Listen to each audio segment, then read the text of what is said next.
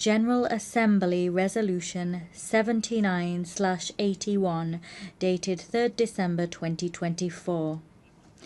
We wish to extend a warm welcome to each and every one of you. Allow me now to deliver some opening remarks.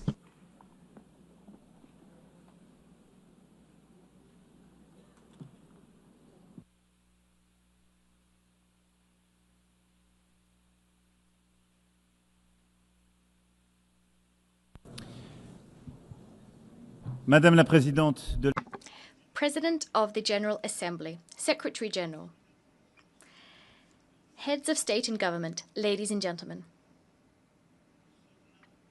We've gathered here because the time has come. The time has come to free the 48 hostages detained by Hamas. The time has come to stop war, the bombing in Gaza, the massacres and the fleeing people. The time has come because there's a pressing urgency everywhere. The time for peace has come because we're just a few moments away from no longer being able to seize peace. This is why we have gathered here today. Some might say it's too late. Others might say it's too early. But one thing is certain. We can no longer wait. In 1947, this assembly decided on the splitting of mandatory Palestine across two states, a Jewish state and an Arab state, thus recognizing the right of each of them to self-determination. The international community granted to the state of Israel at last fulfilling the destiny of this people after millennia of roaming and persecution, and Israel founded a beautiful democracy there. The promise of an Arab state to date remains unfulfilled. Since then, there's been a long path of hope and despair intertwined, which Israelis and Palestinians have gone down, each in their own way.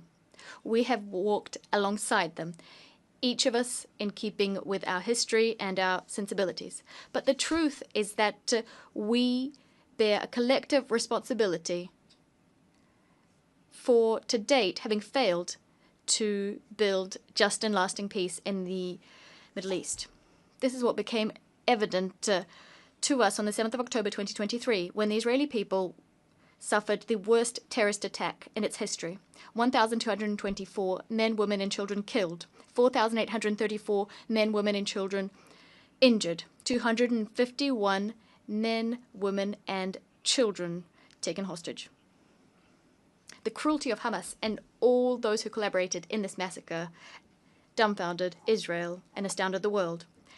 The 7th of October remains an open wound for the Israeli soul and for our universal conscience. We condemn it unequivocally because nothing, never, nowhere can justify having recourse to terrorism. Minds go out and hearts go out to the victims and their families. We've expressed our compassion to all Israelis and first and foremost demand for all hostages still held by Hamas to be freed unconditionally. The French paid tribute to the 51 French men and women assassinated on that day and all other victims of October 7th. We will never forget them. Never. Just like we will never stop the existential fight against anti-Semitism. The French people know the sting of terrorism, and our hearts remember the expression of the bonds of brotherhood following the terrorist attacks committed in Paris on the 7th of January 2015, when dozens of foreign leaders were in the ranks of those offering their sympathies, among which the Israeli Prime Minister and the President of the Palestinian Authority. We know that you cannot show weakness in the face of terrorism, but we also know the perils of endless wars. We know that right must always prevail over might. We know from our own history that a universal commitment to peace is the legacy of centuries gone by and the only way towards salvation. And on behalf of our friendship with Israel, our commitment to which has never faltered in the name of our friendship with the Palestinian people, for whom we want the initial promise of the UN Charter to be fulfilled, we want two states living side by side in peace and security to become a reality. However, currently Israel is further extending its military operation in Gaza with the stated objective of destroying Hamas. But there are hundreds of thousands of people who've been displaced, injured, famished, traumatized. Their lives are still being destroyed. Although Hamas has been considerably weakened, and despite the fact that negotiations on a permanent ceasefire are the surest means of ensuring the release of hostages, nothing justifies the ongoing war in Gaza. Nothing. On the contrary, everything compels us to definitively end it, since we didn't do it earlier. We must do this to save lives. The lives of Israeli hostages detained in atrocious conditions, the lives of hundreds of thousands of Palestinian civilians who are tormented by hunger, suffering, the fear of dying, mourning for their loved ones. We must save all lives, because for almost 2 years now, it is the denial of the humanity of the other and the sacrifice of human life which have prevailed. Yes, since the 7th of October, it is the life of the other that is being denied. We've been saying this since the first day of the war in Gaza. A life is a life.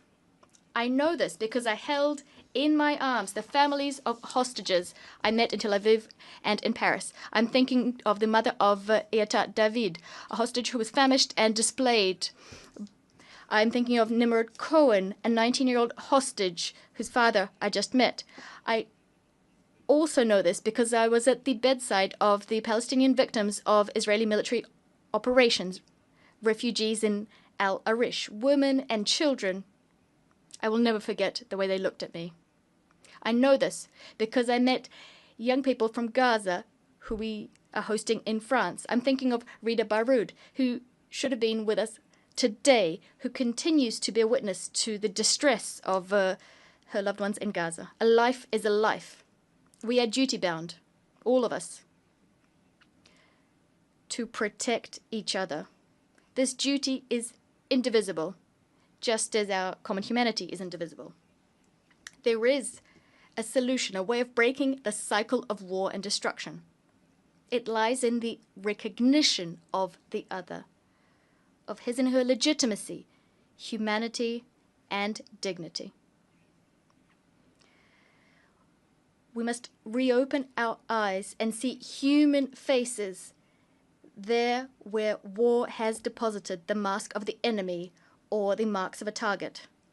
We must recognize that Palestinians and Israelis are living in twin solitude. The solitude of the Israelis following the historic nightmare of the 7th of October 2023, and the solitude of Palestinians at their wits' end in the face of this ceaseless war. The time has come, because the worst could still come to pass. The sacrifice of more civilians, the expulsion of the people of Gaza to Egypt, the annexation of the West Bank, the death of hostages detained by Hamas, or facts on the ground which could irreversibly change the situation there on the ground. This is the very reason that today, here in this chamber, we must pave the way for peace, because since July of last year, developments have accelerated, and at this point, we have reason to fear that the Abraham Accords, the Camp David Accords, could be called into question by Israel, and that peace would become impossible for a long time yet in the Middle East. It thus falls to us this historic responsibility.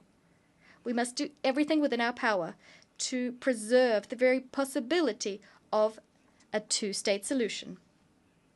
Israel and Palestine living side by side in peace and security. The time has come.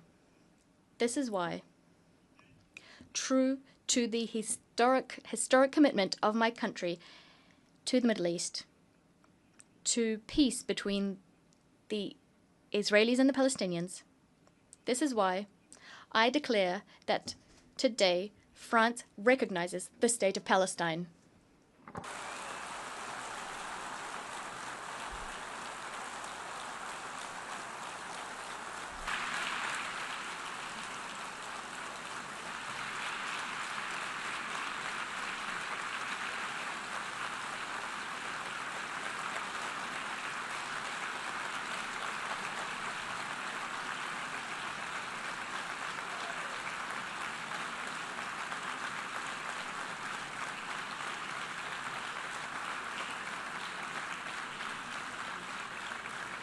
Cette reconnaissance This recognition is a way of affirming that the Palestinian people is not a people too many. On the contrary, this is a people who never says goodbye to anything, as Mahmoud Darwish said. A people with a strong history, roots, and dignity. The recognition of the legitimate rights of the Palestinian people takes nothing away from the rights of the people of Israel, who France supported from day one, and to the respect of which it is staunchly committed. This is why we're so convinced that this recognition is the only solution that will allow for Israel to live in peace. France has never wavered standing by Israel's side, even when its security was at stake, including when there were Iranian airstrikes. This recognition of the State of Palestine is a defeat for Hamas, just like for all those who foment anti-Semitism, nurture anti-Zionist obsessions, and who want the destruction of the State of Israel. This recognition by France goes hand in hand with others which will be announced today, and I thank them: Andorra, Australia, Belgium, Canada, Luxembourg, Malta, Monaco, Portugal, the United Kingdom, San Marino. They are here today. They answered our call issued in July and took the responsible choice, the necessary choice, the choice to opt for peace. Spain, Ireland, Norway, and Sweden are also going down the same path, and many others did before us too. This recognition paves the way for useful negotiations, useful for Israelis and Palestinians. This path is a path towards a peace and security plan for all. France and Saudi Arabia submitted this plan to this assembly, and it adopted it by a large majority. It carries our common ambition to break the spiral of violence and to change the situation on the ground.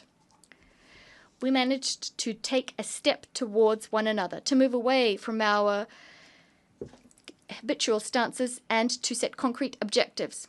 We must now set in motion a cycle of peace that meets the needs of all parties. The top priority of this peace and security plan, and it's very urgent, that is to ensure the release of 48 hostages and put an end to military operations throughout the territory of Gaza. I commend the efforts undertaken by Qatar, Egypt, and the US to achieve this. I ask Israel to do nothing more that would thwart these efforts coming to fruition. Hamas was vanquished on the military front as we neutralized its leaders and decision makers. It must also be vanquished politically to be truly dismantled. As soon as a ceasefire is agreed, we must mount a massive collective effort to provide assistance to the people of Gaza. I'd like to thank Egypt and Jordan for their commitment and recall Israel's absolute obligation, that is to facilitate humanitarian access to Gaza to assist its population, which has lost everything. The second priority is to stabilize and to rebuild Gaza. A transition administration incorporating the Palestinian Authority as well as the young people of Palestine, together with security forces, the establishment of which we will accelerate, will have the monopoly over security in Gaza. It will implement the dismantlement and disarmament of Hamas, and this with the support of international partners and the necessary means required for this difficult mission. France stands ready to contribute to an international stabilization mission, as well as to support, together with our European partners, the establishment and equipping of Palestinian security forces. As soon as negotiations permit, the Security Council could decide to deploy a civilian and security support mission, liaising with the Palestinian authorities and with the consent of the Israeli authorities. Furthermore, it'll be up to the state of Palestine to give hope to its people, tested by years of violence and occupation, division and negligence. It will be up to the state of Palestine to give its people a framework for democratic expression, a framework that's been renewed and that is secure. President Mahmoud Abbas committed to this before Prince Mohammed bin Salman and myself. He forcefully condemned the terrorist attacks committed on the 7th of October 2023. He reiterated his commitment to disarming Hamas and committed to excluding Hamas from future governance in Gaza, as well as from future governance throughout Palestinian territory. He reaffirmed his commitment to combating hate speech and promised an in-depth overhaul of Palestinian governance. France will pay close attention to the full implementation of all of the commitments made to us. This renewed Palestinian Authority is a necessary prerequisite for the success of the indispensable negotiations we'll need to resume to come to an agreement on each of the final status issues. It's within this framework that I will be able to decide to open an embassy to the state of Palestine as soon as all of the hostages detained in Gaza have been freed and a ceasefire has been established.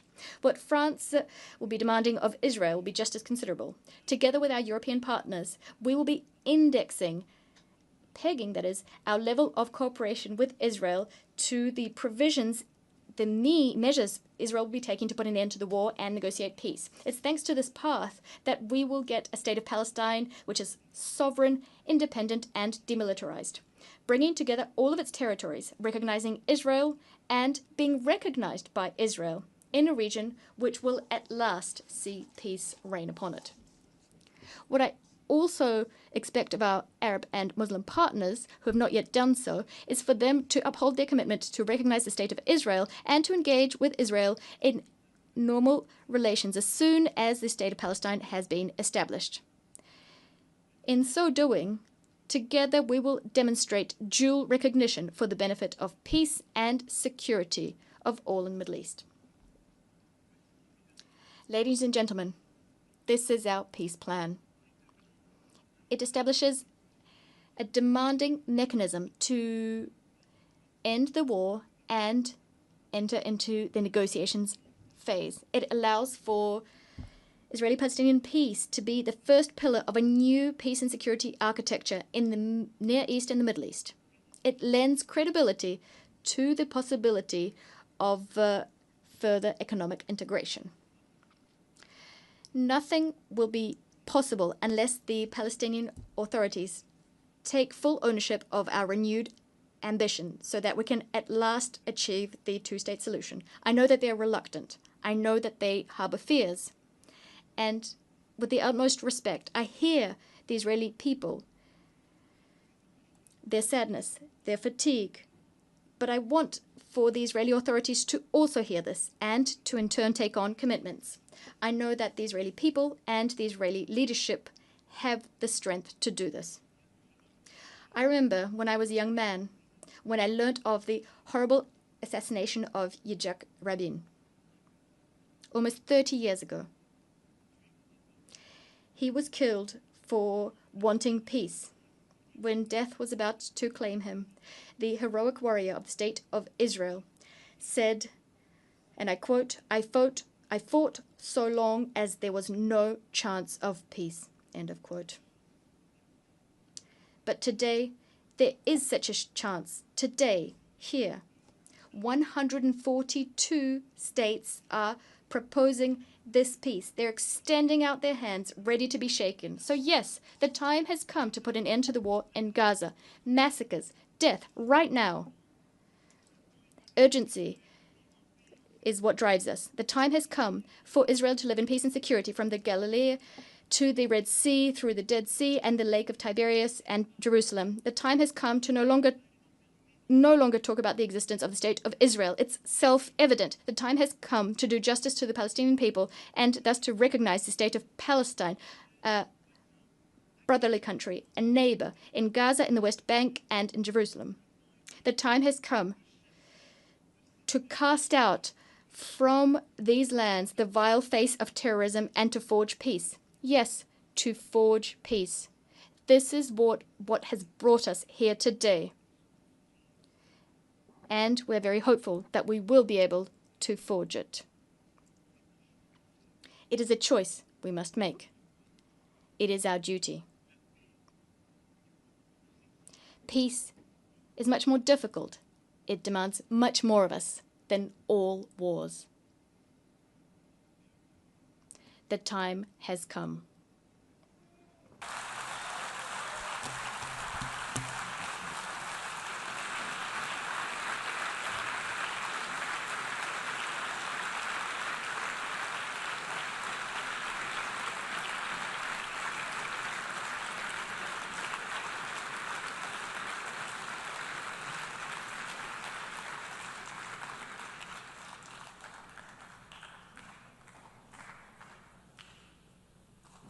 Merci pour votre attention. Thank you for your kind attention. I now invite His Royal Highness, Minister of Foreign Affairs of Saudi Arabia.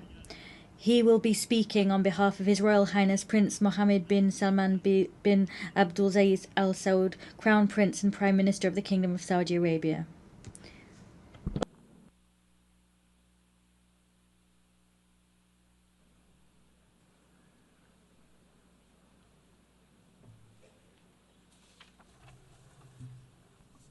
In the name of God, the merciful, the compassionate, Your Excellency, President of the Republic of France, Your Excellency, Secretary-General, Your Excellency, President of the General Assembly, distinguished guests. God, peace and blessings be upon you. I have the honor to deliver the statement of the Kingdom of Saudi Arabia as a co-chair of this conference on behalf of His Royal Highness Prince Mohammed bin Salman bin Abdulaziz Al Saud, Crown Prince and Prime Minister of the Kingdom. It is my pleasure to convey to you the greetings of His Majesty King Salman bin Abdulaziz Al Saud, the custodian of the two holy mosques, and his wishes along with the Crown Prince's wishes for the success of this conference. We thank His Excellency President Macron and His Excellency Antonio Guterres for their efforts towards achieving the two-state solution. We thank him also for recognizing the State of Palestine. This conference is convened under the joint and co-chaired by the Kingdom of Saudi Arabia and France. At a time when the Israeli occupation authorities continues their aggression and their brutal crimes against our brothers, the Palestinians in Gaza Strip, and its violations in the West Bank and Al-Quds al-Sharif, and its repeated attacks on the sovereignty of Arab and Muslim countries, the latest of which was the attack against Qatar. This underlines the insistence of Israel to continue with its aggressive practices that threaten regional and international peace and stability and undermine efforts of peace in the region. This reiterates our deeply rooted conviction that the implementation of the two-state solution is the only way to achieve just and permanent peace. The historic position of His Excellency, the French President, to recognize the State of Palestine, and the fact that many countries have taken the similar courageous position, and the broad support for the resolution of the General Assembly to adopt the declaration, the New York Declaration on the peaceful settlement of the question of Palestine and the implementation of the two-state solution that received 142 votes in its favor reflects the will of the international community to render justice to the Palestinian people and consolidate their legal, historic right in line with international frameworks, relevant UN resolutions, and the Arab Peace Initiative. The Kingdom is keen on continuing its partnership with France and all countries calling for peace to follow up on the implementation of the outcomes of this conference, to put an end to the war in Gaza and stop all unilateral measures that threaten Palestinian sovereignty, to work on ending the conflict in the region and established a Palestinian independent state on the 1967 borders with East Jerusalem as its capital. In conclusion, we thank again those countries that have recognized or have announced their intention to recognize the State of Palestine. We call all other countries to take a similar historic step that will have a great impact on supporting the efforts towards the implementation of the two-state solution, achieve permanent and comprehensive peace in the Middle East, and find a new reality whereby the region can enjoy peace, stability, and prosperity. Thank you.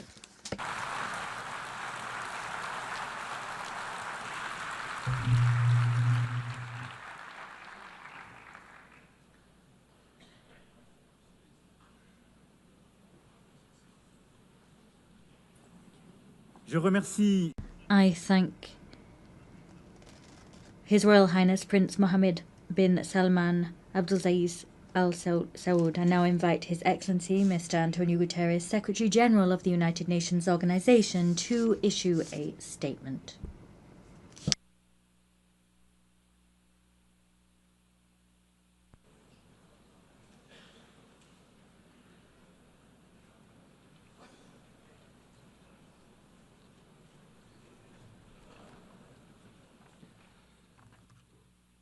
Distinguished co-chairs, Excellencies, ladies and gentlemen, I thank the government of France and the Kingdom of Saudi Arabia for convening this international conference on implementing the two-state solution. I also want to acknowledge the Palestinian delegation and once again note my disappointment that they were denied the opportunity to be fully represented.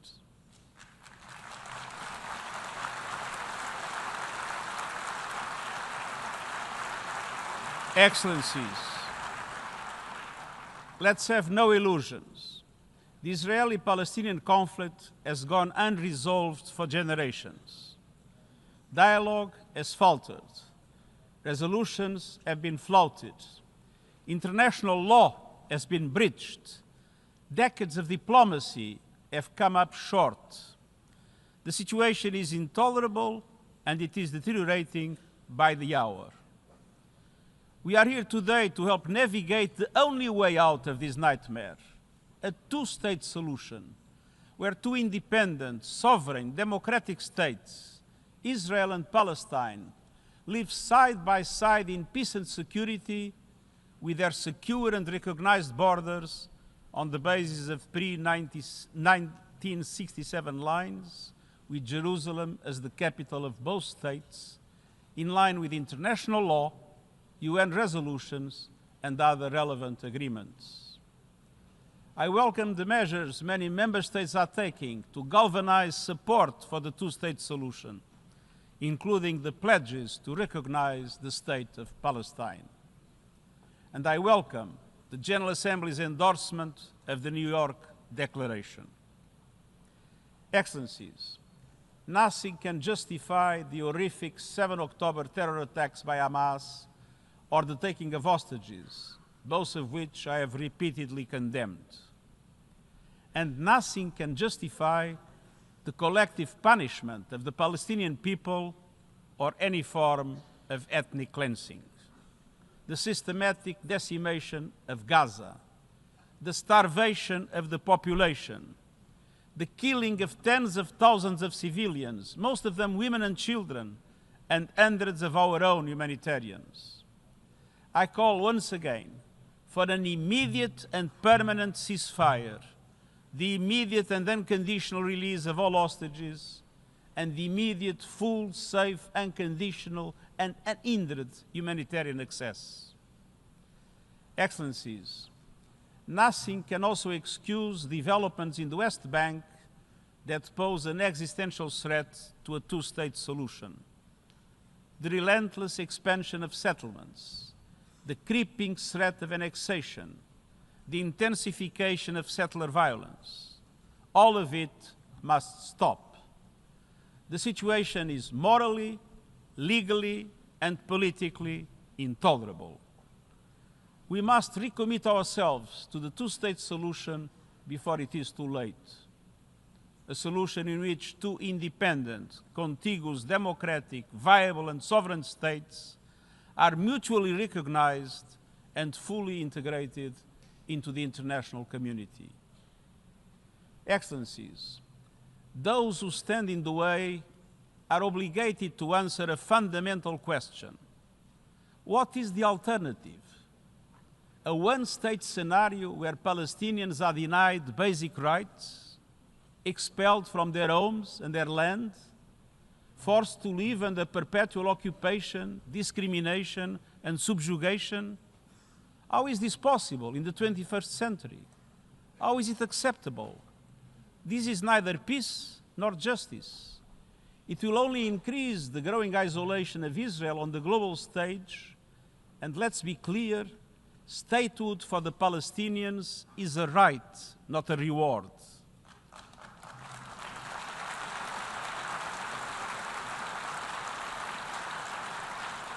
And denying statehood would be a gift to extremists everywhere. Without two states, there will be no peace in the Middle East, and radicalism will spread around the world. Excellencies, this conference must mark a turning point. It must pave the way for irreversible progress to put an end to the illegal occupation and to make good on our collective aspiration for a two-state solution. All of this is fully in line with adherence to international law. It has been approved by the General Assembly and supported by the international community. It is the only credible path towards a just and lasting peace between the Israelis and the Palestinians, and the only credible path towards peace and security throughout the Middle East as a whole. This will demand difficult decisions be taken from us all. This will demand courage and leadership based on principles from all sides. I urge you to do everything in your power to allow the two-state solution to prevail. This for the peoples of Israel, Palestine, and for humankind as a whole. I thank you.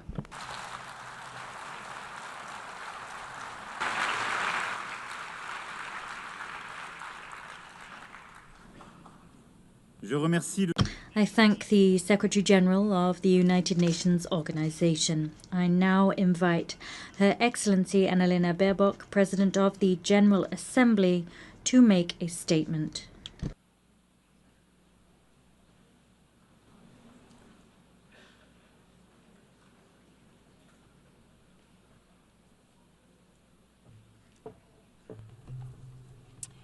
Your Excellency President Emmanuel Macron, Your Royal Highness Crown Prince Mohammed bin Salman, Your Highness Prince Faisal bin Farhan, Mr. Secretary-General, Excellencies. Taking over the presidency of the General Assembly, I received many letters. One moved me deeply. Attached to it were drawings by 3 Palestinian children, Remas, Enas, and Retal. The images were heartbreaking. One showed a school before and after, beneath a bright sun and a blue, clear sky. In the first, the school with open doors and happiness. In the second, their school lies in rubble. A lone boy stands on the debris of what must be once have been his safe place. Perhaps he had a favorite class, a favorite teacher like our children, a best friend he played with there. Now, all of it is gone. All of the laughter of the children blown away. At that age, children should not be drawing pictures of war. Children should be learning mathematics.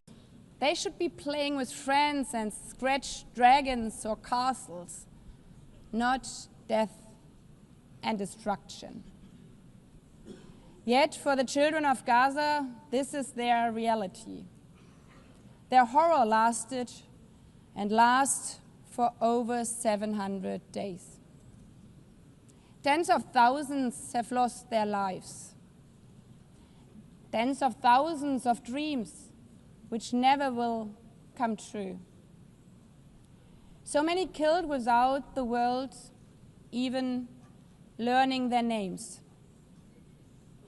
Until we heard one voice so loud we could not overhear it. The voice of Hind Rajab, captured in a phone call with a red crescent while shelling rained down. After the car she was in was attacked, over and over again, killing her aunt, uncle, and 3 of her cousins next to her. She called over and over again, "I'm so scared, please come." The rescuers tried to calm her as they tried to reach her. They could not. Hind was killed before help arrived. The world failed her. As the world has also failed Kfir Abbas and his brother Ayel. Kfir was just 9 months old, the youngest child abducted by Hamas on October 7th, taken with his 4-year-old brother Ayel and their mother. Both were killed in Gaza by terrorists. The world will remember their names as symbols of innocent childhood stolen by terror. I've met with the families of the hostages, fathers, mothers, siblings, aunts, grandparents, still waiting for their loved ones to come home from wherever Hamas is holding them after more than 700 days. I've also met with Palestinian families, fathers, mothers, siblings, aunts, and grandparents, whose loved ones are buried in the ruins of Gaza. Their message is always the same: we want peace. Or as one Israeli mother told me, "It does not bring my child back if a Palestinian mother loses her child in Gaza." Humanity is not about choosing sides. It's about recognizing that every life matters the same. A life is a life. A Palestinian girl's life is alive. An Israeli boy's life is alive. All the children of the Middle East deserve to grow up knowing only the sun shining on their schools, the laughter of their friends in the playground, and the joy of a meal shared with their families. Not the horrors of starvation, not the horrors of war and terror. Excellencies, the General Assembly has been very clear. We need an immediate, unconditional, and permanent ceasefire in Gaza now. Israel must immediately facilitate the full, rapid, safe, and unhindered entry and delivery of humanitarian assistance to all Palestinian civilians. Hamas must immediately and unconditionally release all remaining hostages. But the horrors of Gaza make equally clear that we cannot allow such devastation to happen again. While the situation in Gaza is unacceptable, settlement expansions and demolitions in the occupied West Bank, including East Jerusalem, are eroding any prospects for a political solution. The decade-long Israeli-Palestinian conflict cannot be resolved by endless war, permanent occupation, and recurrent terror. The only way to ensure that future generations of both Palestinians and Israelis can live in peace, security, and dignity is the two-state solution. As the Secretary-General said, it's a right, not a reward, to live in your own state, as all humans around the world. We know that some think this is naive. The first resolution on this matter is almost as old as this organization. 78 years ago, the General Assembly adopted Resolution 181, laying the foundation for two states, knowing it's the only way for peace. And to those of you who argue now, but we have tried for decades and failed over and over again, there can be only one answer. If we would stop aiming for what is right because we have not succeeded yet, then evil would prevail. That would be the end of this institution. This institution which promised to save succeeding generations from the scourge of war. It would erode the UN's foundational mission to achieve peace, justice, and equal rights for both Israelis and Palestinians. Excellencies, that is what today's conference and the New York Declaration are so crucial. The message we are sending today is no, we are not giving up. The international community does not only remain committed to the two-state solution, we are also identifying tangible, time-bound, and irreversible steps for its realization. And we are willing to take decisive measures and provide international guarantees. Of course, this conference and the New York Declaration will face criticism. Some will say a piece of paper cannot change realities on the grounds for Palestinians. Others will dismiss the vision of two states outright. But the fact remains, the New York Declaration was endorsed by 142 member states. And this majority clearly says the war in Gaza must end now. It condemns the attacks committed by Hamas against civilians on 7th of October. It condemns the attacks by Israel against civilians and civilian infrastructure in Gaza. It calls on Hamas to end its rule in Gaza and hand over its weapons. A sovereign and viable state of Palestine needs to be established, living side by side with the state of Israel in peace and security, with mutually recognized borders and full regional integration. Excellencies, the call for peace and the two-state solution is not an abstract.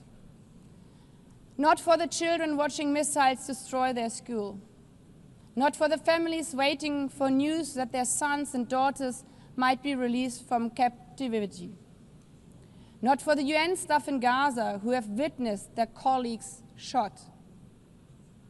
Not for those who have been injured or maimed and will have to live with the trauma of this conflict for the rest of their life. It's an aspiration, but it's also an obligation. We owe it to the memory of Fint, Kriya, and Ariel, and the many, many others. And we owe it to the children like Rimas, Enas, and Rital, and all the children of Palestine and all the children of Israel, hoping for a better tomorrow, so that they may not inherit rubble, grief, and despair, but safety, dignity, and hope, to live one day in peace, side by side.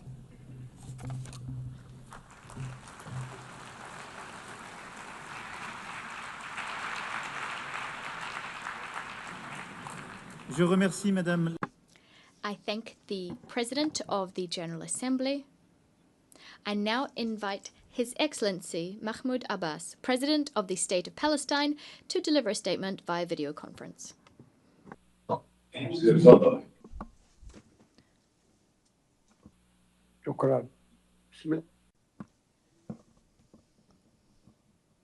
Thank you. Your Excellency, President Emmanuel Macron, Your Royal Highness, Prince Mohammed bin Salman Al Saud, Your Highness Prince Saud Faisal bin Farhan, Minister of Foreign Affairs, Your Excellency Antonio Guterres, the Secretary-General of the United Nations, distinguished leaders and heads of delegations, peace, mercy, and blessings of God be upon you. On behalf of the State of Palestine, I would like to express my deepest appreciation for the co-presidency, the United Nations, and all participating states for the historic New York Declaration that was issued during July's conference and adopted by the General Assembly by an overwhelming majority. It marked the beginning of an irreversible path towards ending the humanitarian catastrophe and ending occupation pursuant to international legitimacy and the Arab Peace Initiative. It was the embodiment of an independent state of Palestine with East Jerusalem as its capital, living side by side with Israel in peace, security, and good neighborliness. The declaration stressed that the war against our people must come to an immediate and durable end. It noted that the crimes emanating from the siege, the starvation, and destruction cannot be a means of achieving security. Therefore, we call for a permanent ceasefire. We need to ensure humanitarian access through the United Nations and UNRWA. We need to guarantee the release of hostages, all hostages and prisoners, with the withdrawal of the occupation forces from Gaza. We need a start without delay of Gaza and the West Bank reconstruction through the Cairo International Conference. Your Excellencies, ladies and gentlemen, we would like to commend the Egyptian-Qatari-US mediation that tries to put an end to this war. We also commend the positions of Egypt and Jordan, who reject the displacement of Palestinians, a matter rejected by the international community as well. The State of Palestine is the only entity eligible to assume full responsibility for governance and security in Gaza. This comes through an interim administrative committee affiliated to the Palestinian government in the West Bank with Arab and international support and participation. Hamas will have no role in governing. Hamas and other factions must surrender their weapons to the Palestinian Authority. What we want is one unified state without weapons, a state with one law and one legitimate security forces. We stress our condemnation of the occupation's crimes. We also condemn the killing and detention of civilians, including Hamas's actions on October the 7th, 2023.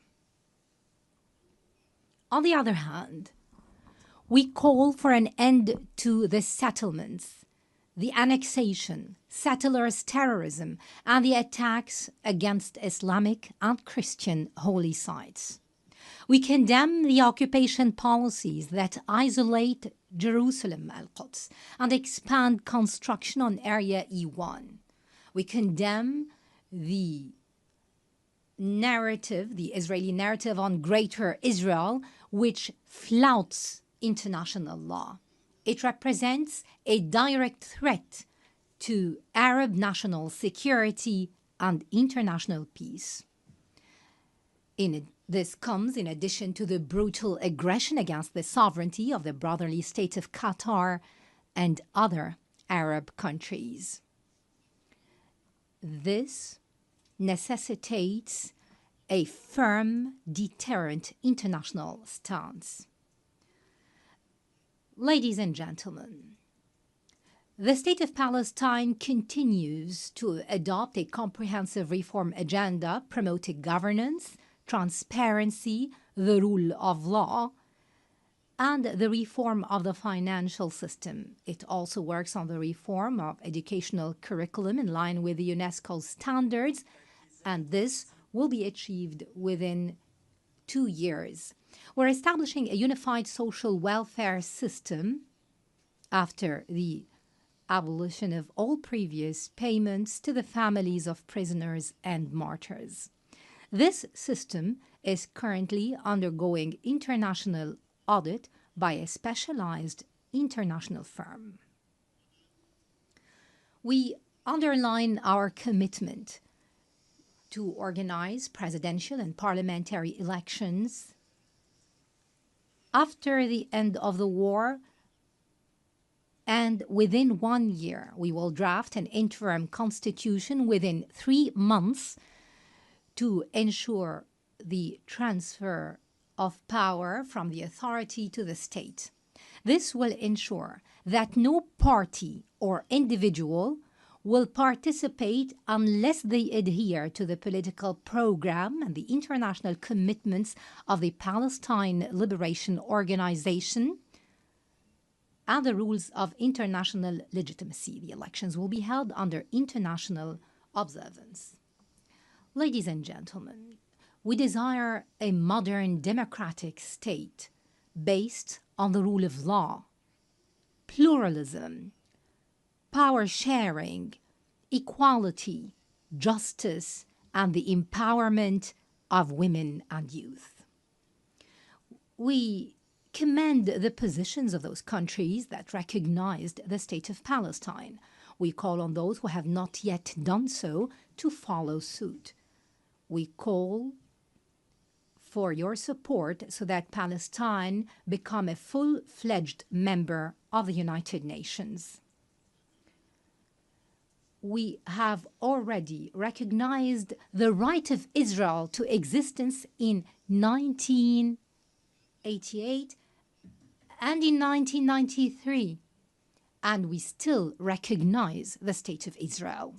In this vein, I would like to thank France, Britain, Canada, Australia, and Belgium, in addition to Portugal, Luxembourg, San Marino, and Andorra, and other countries that have been mentioned by His Excellency, the President of France. And we recall with appreciation all 149 countries who have already recognized the State of Palestine earlier. They have participated in our long struggle, the last of which was Spain, Ireland, Norway, Slovenia, and Armenia.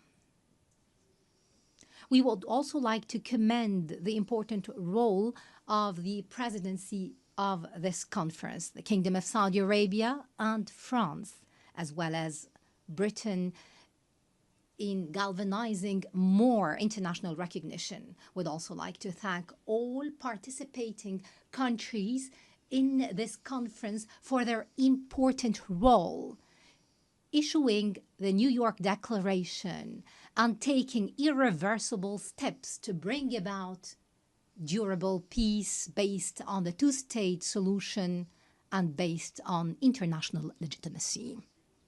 We would also like to commend the role of the brotherly and friendly countries that support our Palestinian cause in the international fora. We would like to commend, in particular, the role of Algeria, which is assuming the Arab seat in the Security Council. We commend the positions of the peoples and organizations that support the legitimate rights of the Palestinian people to freedom, independence, and statehood.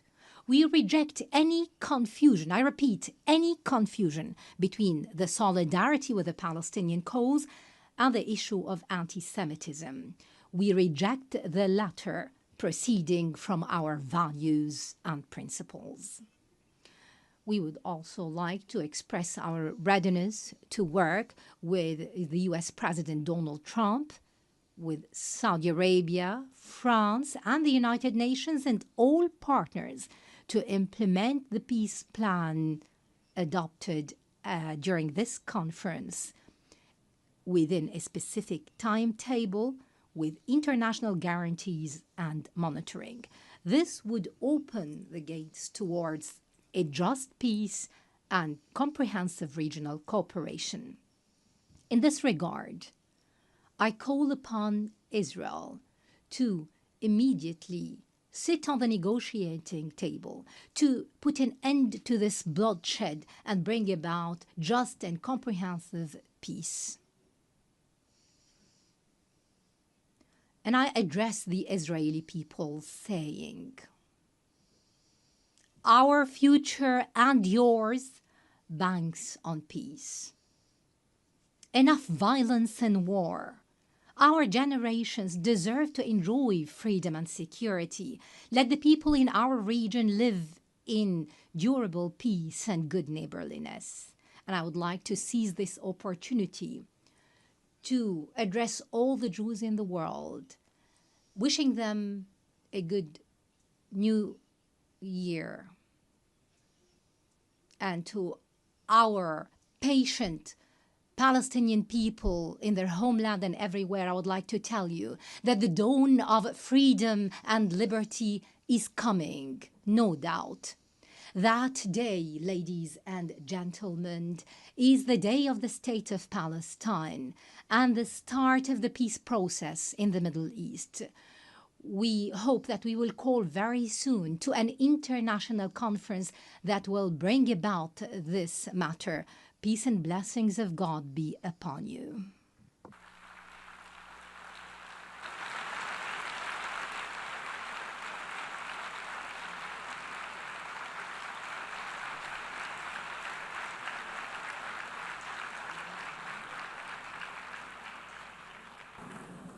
Je remercie le président. I thank the President of the State of Palestine.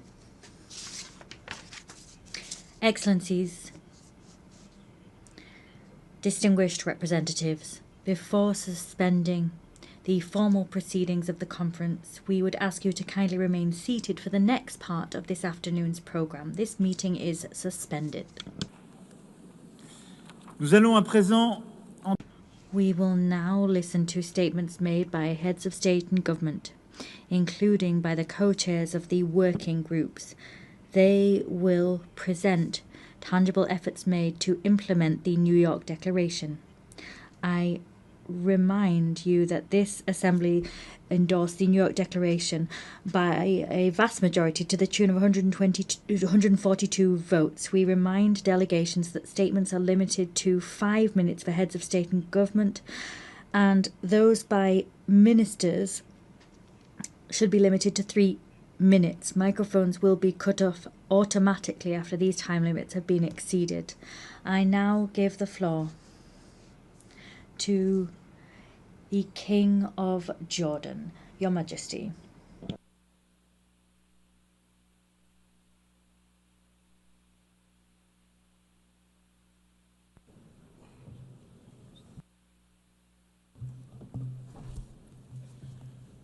Bismillah ar-Rahman ar-Rahim.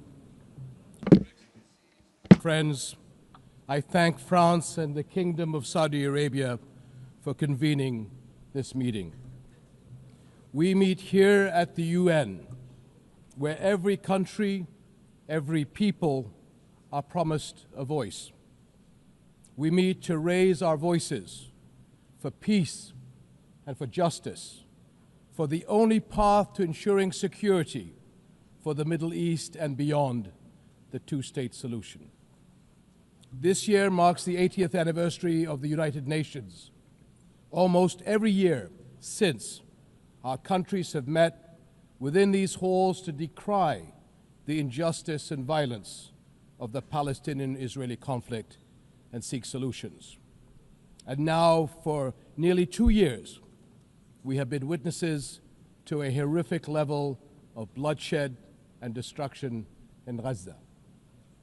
It stands in flagrant violations of international laws and the values of our shared humanity, and it threatens the foundations of future peace.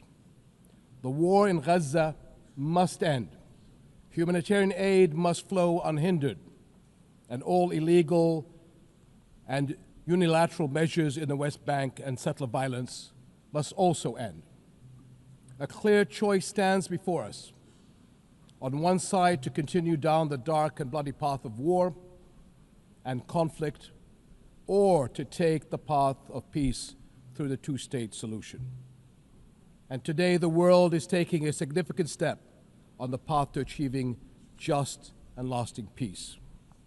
This global rally behind the two-state solution sends a clear message. The conflict must end. The two-state solution is the only path to the just and lasting peace that fulfills the rights of all our peoples. We thank all countries that have recognized the state of Palestine, and now we must work to stop all measures that undermine the two-state solution. We must make sure that today is a step in a continued effort to realize it. As we work on ending the war in Gaza, we must also do all we can to restore hope. The commitment so many countries are making to a future of peace today begins that long, difficult, but essential process. Thank you.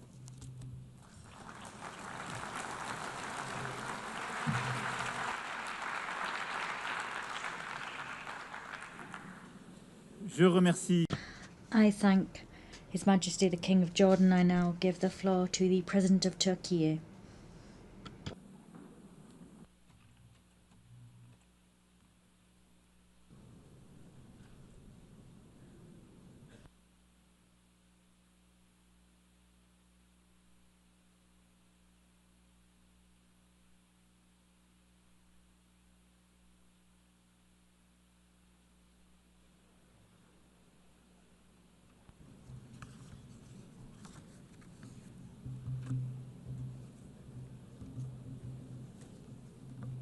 Sayın Devlet Excellencies, heads of state and government, His Excellency the Secretary-General, esteemed delegation members, let me greet you all with most heartfelt feelings and with kind regards.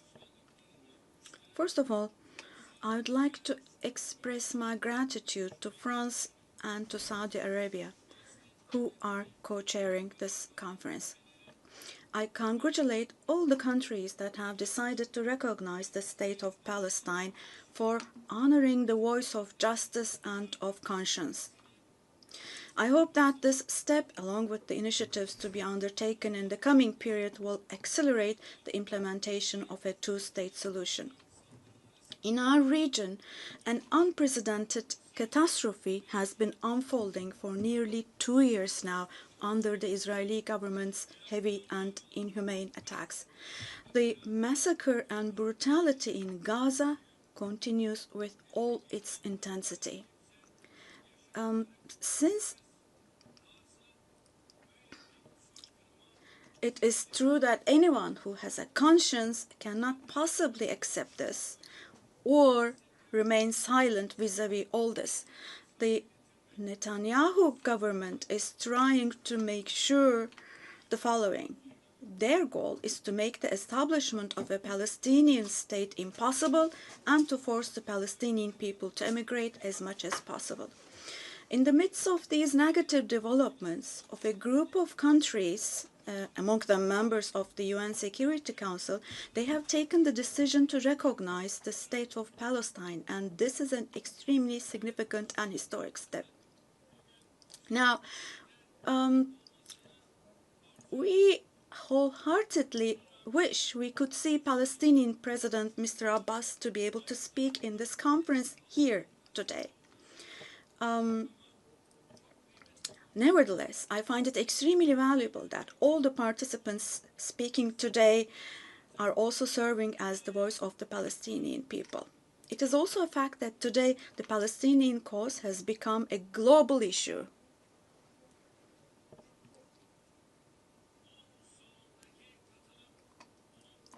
The participation in this hall today is the most important proof of this.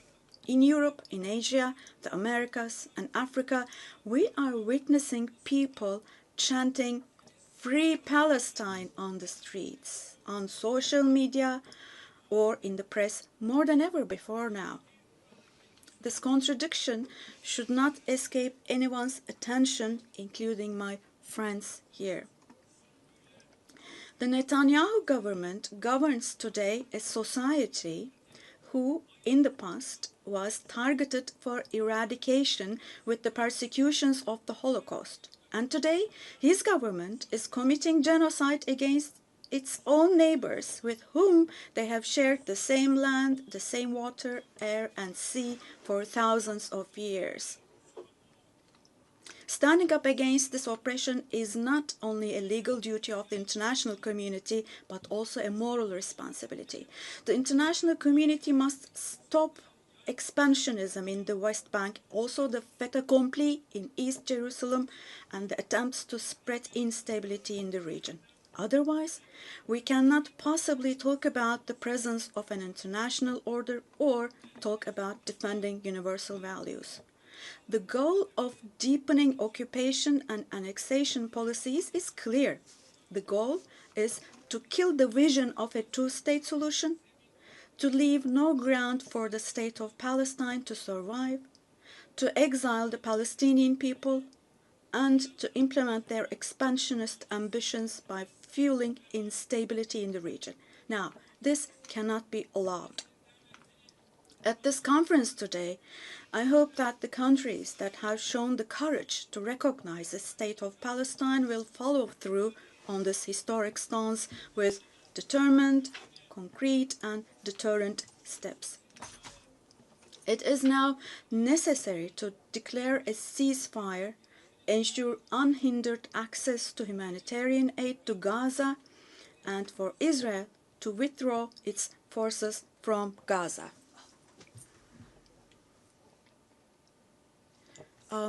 Apologies.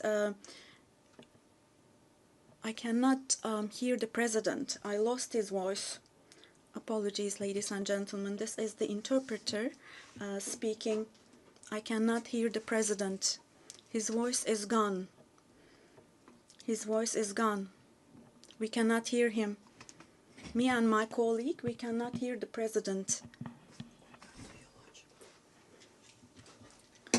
Apologies for this, but we're having a technical glitch here. We cannot hear the president. We stopped being able to hear him. His voice is gone completely.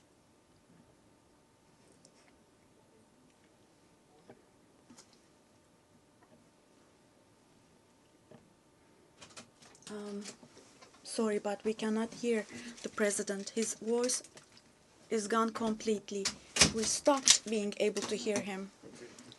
And right next to our booth, we have colleagues from, we believe, the Brazilian delegation, the Portuguese booth, and I can see them from the window. They cannot hear the floor either. We cannot hear the floor. We cannot hear the floor. Oh, it's back. Au président du Brésil. I give the floor now to the President of Brazil.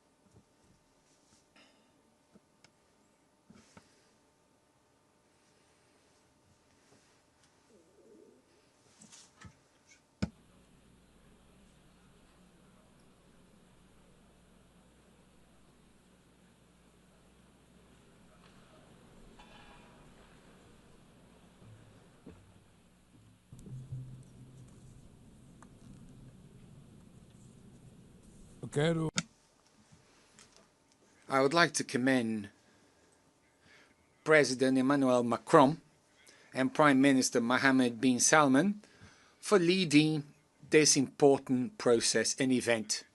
The question of Palestine arose when the General Assembly adopted the so-called Petition Plan 78 years ago. The session in which it was approved was chaired by Brazilian Osvaldo Aranha.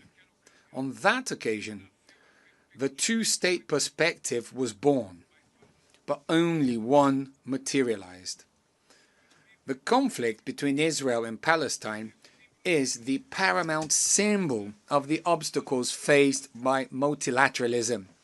It shows how the tyranny of the veto sabotages the very reason for the UN's existence, of avoiding atrocities like the ones that motivated its founding from happening again. It also goes against its universal vocation, blocking the admission as a full member of a state whose creation derives from the authority of the General Assembly itself.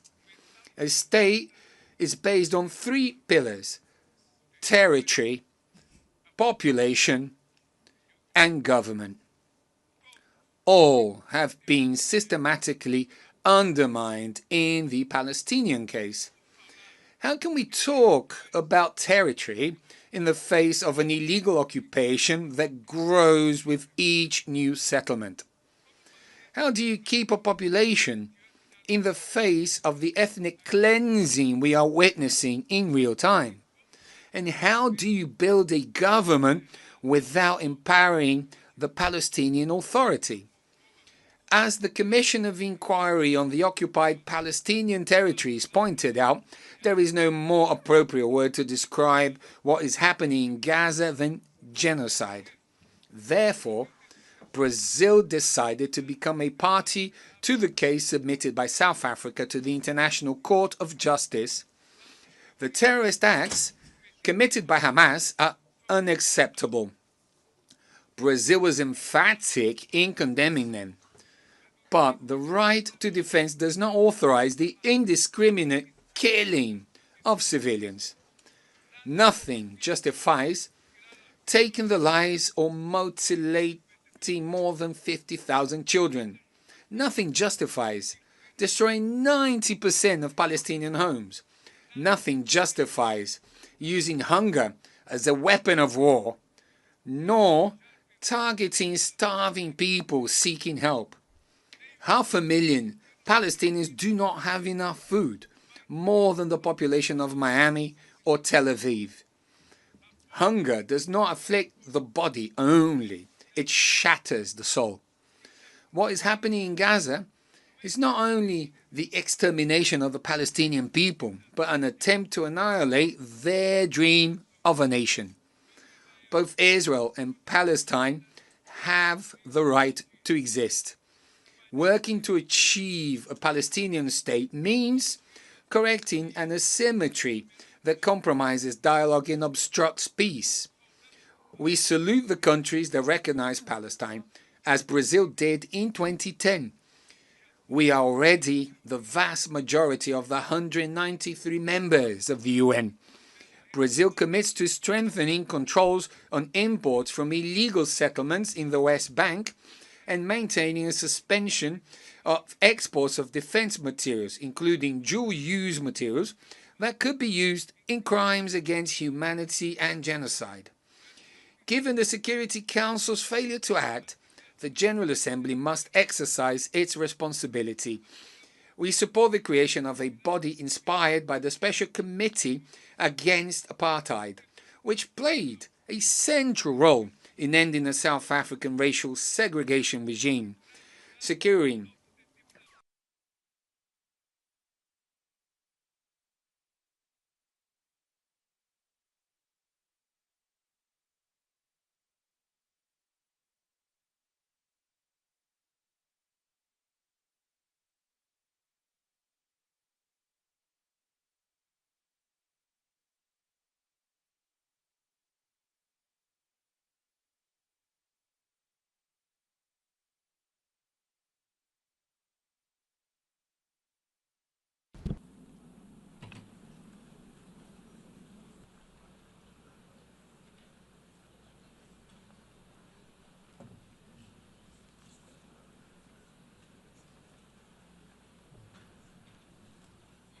Madam President of the General Assembly, Mr. Secretary-General, Monsieur le Président de la République française, President of the French Republic, the Minister for Foreign Affairs of the Kingdom of Saudi Arabia, Mr. President of the Palestinian State, Excellencies, ladies and gentlemen, Portugal formally recognized the state of Palestine as a sovereign state with full rights.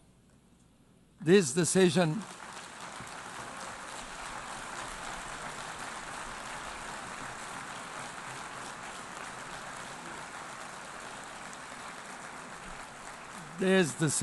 reflects our conviction that the two-state solution is the only viable path for a just and lasting peace in the Middle East. By reaffirming it here, Portugal seeks to contribute to a broader international effort towards peace, justice, and stability. If we do not act, the crisis will leave scars for generations, fueling extremism and further instability. So, humanitarian access must be ensured without delay. All hostages must be released. Terrorism like October the 7th can never be justified. And civilians, regardless of nationality, religion, or ethnicity, must be protected at all times. And therefore, a ceasefire must be attained immediately. Portugal's commitment to peace in the Middle East has been constant and clear. We have always defended the two-state solution in line with the United Nations resolutions and the 67 borders. We supported Palestine's observer status in 2012, voted to enlarge its rights in the Assembly in 2024, and endorsed the New York Declaration earlier this year. We welcome the unprecedented commitments made by the Palestinian Authority in the context of the New York Declaration. We recognize that both countries continue to face security threats, which must be addressed through dialogue, cooperation, and the pursuit of a just and lasting peace. Portugal's recognition of the state of Palestine is not an isolated gesture, but a continuation of a long-standing policy and a decisive contribution to the safeguarding of the two-state solution. Excellencies, Portugal stands ready to work actively towards this collective endeavor. Our message is clear. Recognition of the state of Palestine is recognition of peace itself. Now, today, tomorrow would have been too late. Thank you.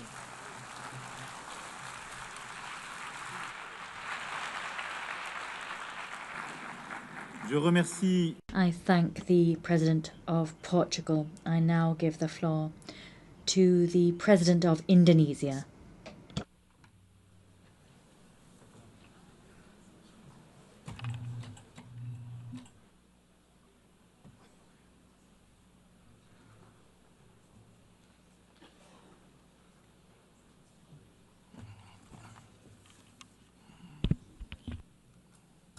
His Excellency President Emmanuel Macron, President of the French Republic, His Highness Prince Faisal bin Farhan Al Saud, Foreign Minister of the Kingdom of Saudi Arabia, as the co-chairs of this distinguished meeting.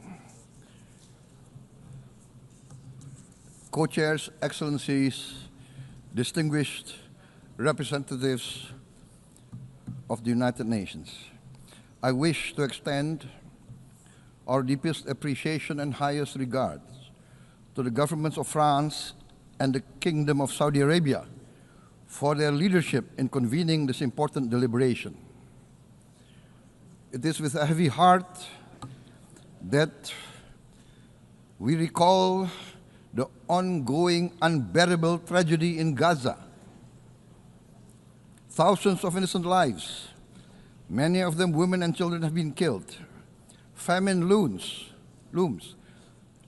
Human catastrophe is unfolding with our eyes. We condemn all acts of violence against innocent civilians. Therefore, it is today with dignity that we gather to take our historical responsibility. This responsibility speaks not only to the fate of Palestine, but also to the future of Israel, and also the very credibility of the United Nations. We condemn all violence against innocent civilians. Therefore, Indonesia once again reiterates its commitment to the two-state solution in the Palestine problem. Only this two-state solution will lead to peace. We must guarantee statehood for Palestine, but Indonesia also declares that once Israel recognizes the independence and the statehood of Palestine, Indonesia will immediately recognize the state of Israel, and we will support all guarantees for the security of Israel. The New York Declaration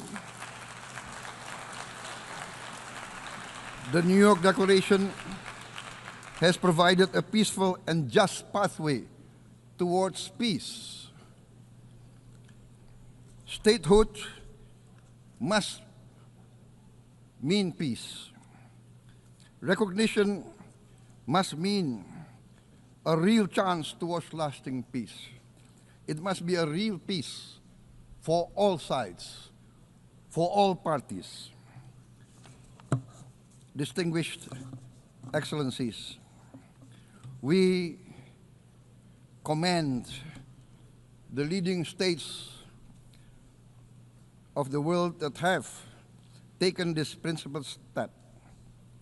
France, Canada, Australia, the United Kingdom, Portugal, and many other leading countries of the world have taken a step on the right side of history. The recognition of the state of Palestine is the right step on the right side of history. To those who have yet to act, we say, history does not stand still. We must recognize Palestine now. We must stop the humanitarian catastrophe in Gaza. Ending the war must be our utmost priority. We must overcome hatred, fear. We must overcome suspicion. We must achieve the peace that is necessary for the human family. We are ready to take our part in this journey towards peace. We are willing to provide peacekeeping forces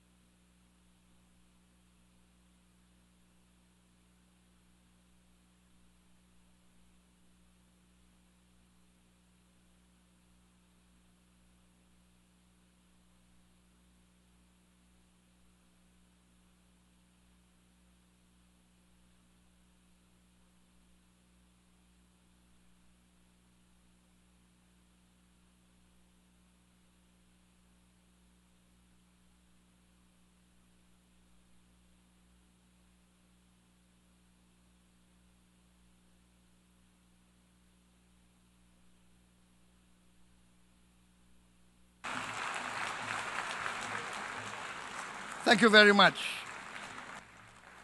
Peace. Peace now. Peace immediately. We need peace. Thank you very much.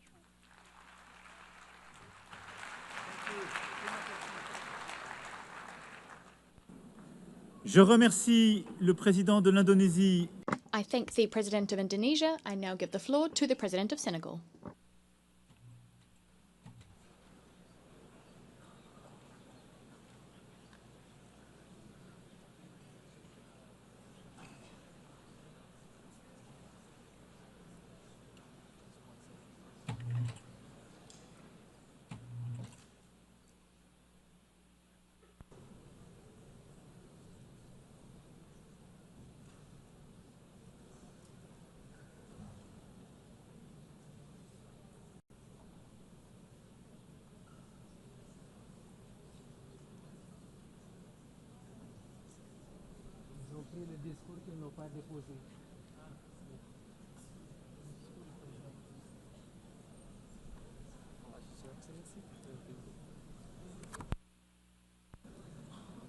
Messieurs les co-présidents, Co-chairs, dear colleagues, Secretary-General of the United Nations, ladies and gentlemen, I commend the leadership of France and Saudi Arabia, and I commend the commitment of all here present to the Palestinian cause. This conference is being held at a time when the world's conscience has been shaken to its very core by the indefensible situation in Gaza. That situation has gone beyond all limits. We are witnessing an indescribable tragedy bearing all the hallmarks of ethnic cleansing. In the face of such inhumanity on such scale, to say nothing, to do nothing is not an option. That choice would even be passive complicity. We are here to recall the very meaning of the founding principles of the United Nations: the sovereignty of peoples, equality of rights, peace through justice, the respect of international law, and the protection of civilians, even in times of war. These are all values that have today been annihilated and which now lie under Gaza's rubble. Senegal reaffirms its unwavering commitment to a two-state solution, with Palestine and Israel living side by side, each within safe and internationally recognized borders. That was the goal of the partition plan for Palestine decided upon by the United Nations. This is also a demand for peace and security for the peoples of the two countries. This is a call for justice and humankind. It is for this reason that Senegal supports the outcome document of our meeting prepared by the ministerial conference held last July. My country at that conference co-chaired the round table on compliance with international law. To make a difference, we must together send out a clear message. The occupation must cease. The suffering of civilians must cease. We must work towards an immediate ceasefire. Israel must stop its bombing and authorize the delivery of humanitarian aid by the United Nations. The United Nations must consider deploying a stabilization and observation mission to guarantee that Israel's illegal actions stop. In brief, the promise of two states must finally be fulfilled.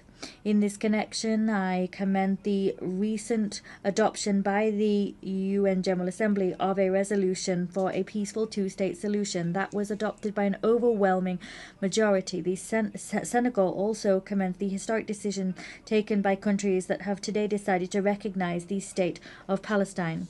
As chair of the Committee on the Exercise of the Inalienable Rights of the Palestinian People, Senegal will continue to get on board with any initiative aimed at fostering the return of a lasting peace to Palestinian lands.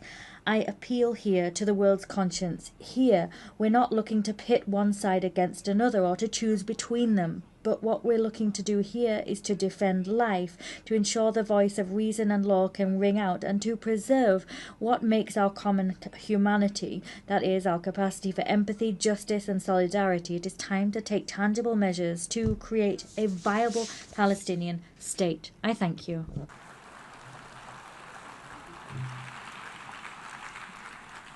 Je remercie le président. I thank the President of Senegal. I now give the floor to the Sovereign Prince of Monaco.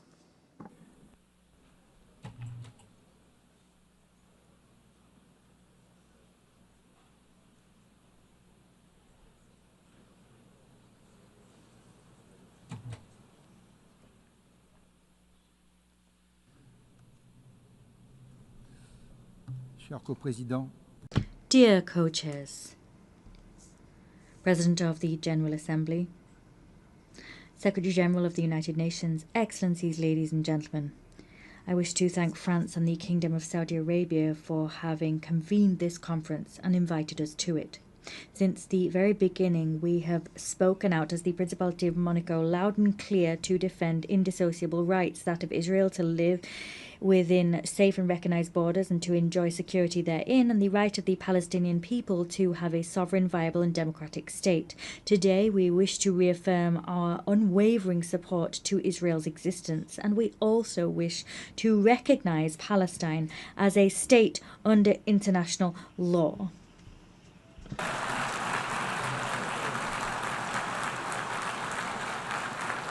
That is what I'm doing here before you now. The 7th of October 2023 was in its full horror the starting point of the current chaos. It is now more urgent than ever before to move towards a tangible, balanced and sustainable solution based on mutual recognition and the respect for fundamental rights. This as soon as all hostages have been released and as soon as Hamas has been disarmed. Peace cannot remain a dim prospect on the distant horizon. It must be given its lifeblood in institutions with mutual guarantees and ensuring the effective respect for everyone's rights. The Principality of Monaco is aware of its place in the House of Nations. We continue to affirm that only a solution based on the existence of two national entities living side by side in dignity and mutual respect will pave the way towards lasting stability. Peace cannot be issued by decree. It is built through common will. Thank you.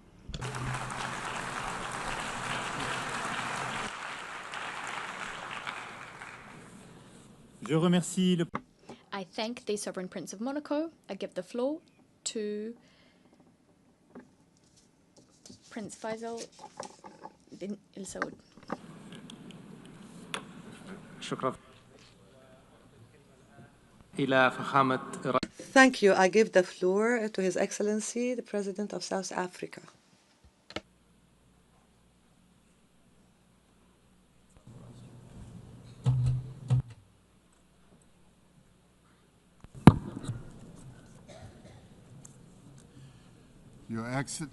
Your Excellencies, would like to thank France and the Kingdom of Saudi Arabia for convening this very crucial conference. This is a moment of great significance, not only for the people of Palestine, not only for the people of Israel, but for all people who cherish the ideals of freedom and self-determination. Shortly after the United Nations was created, the General Assembly adopted Resolution 181, which recommended the creation of two states, Israel and Palestine. Immediately after the adoption of this resolution, only one state was created, the State of Israel, casting and ushering the Palestinians into a decades-long wilderness of statelessness, characterized by decades of occupation and now genocide.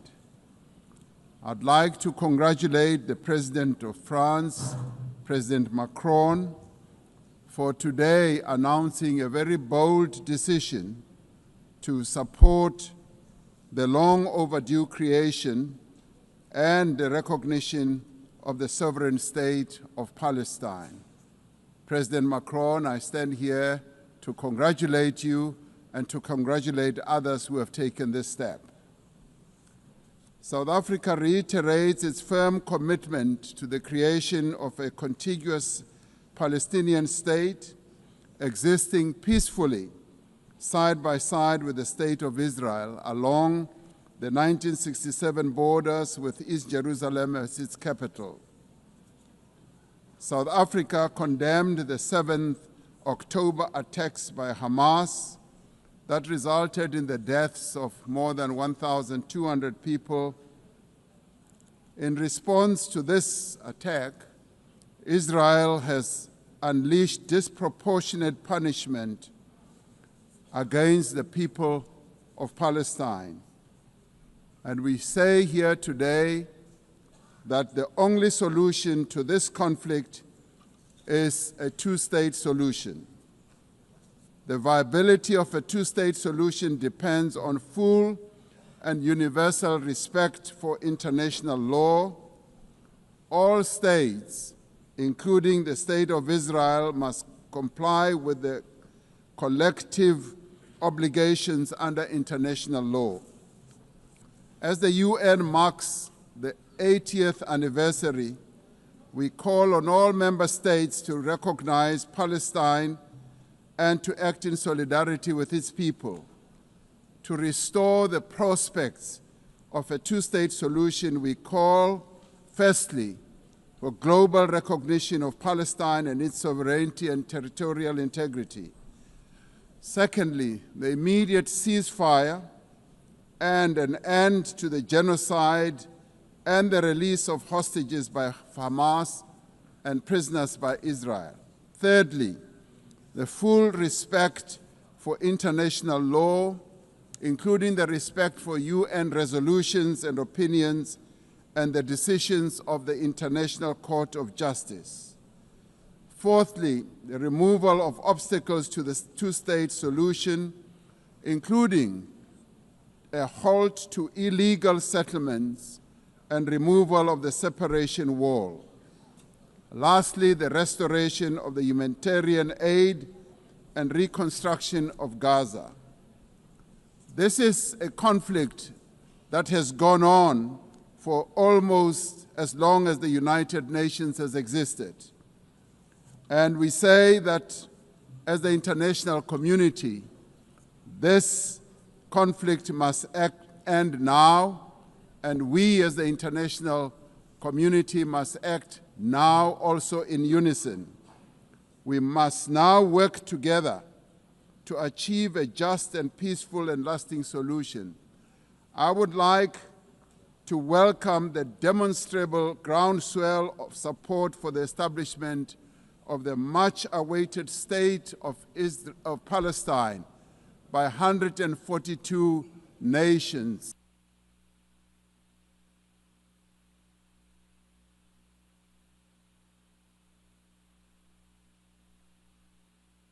The speaker's microphone has been cut off.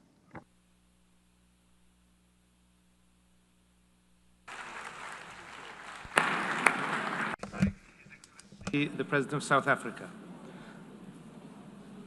والآن أعطي الكلمة. I now give the floor to His Excellency President of Angola.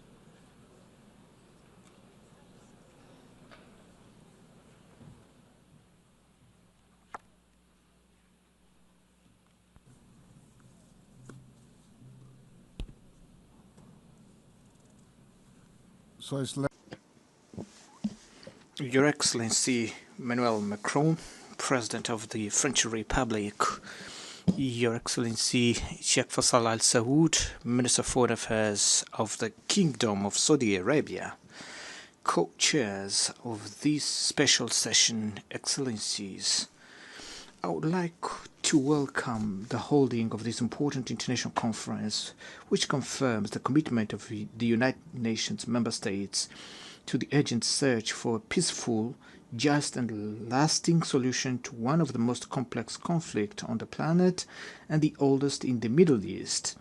A special mention should be made to the French Republic and the Kingdom of Saudi Arabia, which have committed themselves very firmly and tirelessly in conducting this initiative. His Excellencies, in the context of this meeting, the New York Political Declaration on Peaceful Resolution of the Issue of Palestine and the implementation of the two-state solution, adopted on September 12 this year by the United Nations General Assembly, assumes unquestionable relevance as it demonstrated that there is an increasingly growing international consensus on the need to end the war in Gaza based on the effective implementation of the two-state solution. This conflict, which lasted for decades and has an unusual level of violence, will not be resolved, as all evidence show, by resorting to weapons, no matter how sophisticated they may be. The international community, which is increasingly aware of this fact, must use urgently all means at its disposal to convince the belligerents that the only way out of this situation is through dialogue, to achieve a definitive peace based on the creation of the State of Palestine and peaceful coexistence between the two peoples. This is the position of the African Union, which also includes the principle that the East Jerusalem should be the capital of the independent and sovereign state of Palestine, and that the Republic of Angola is unconditionally aligned with the African Continental Organization in this effort, in which we all are committed to the definitive resolution of this conflict. Excellencies, we are following with deep concern the alarming reports about the catastrophic humanitarian situation in the Gaza Strip, where entire communities, including many children, succumb daily to hunger and survive in subhuman conditions. Africa in general, and the Republic of Angola in particular, we have a firm position of condemnation of terrorism in all its forms and manifestations, and within this principle, we condemned the action that results in the death and kidnapping of a large number of people in Israel by Hamas. Therefore, we demand their urgent and unconditional release as a step towards creating the necessary condition for dialogue.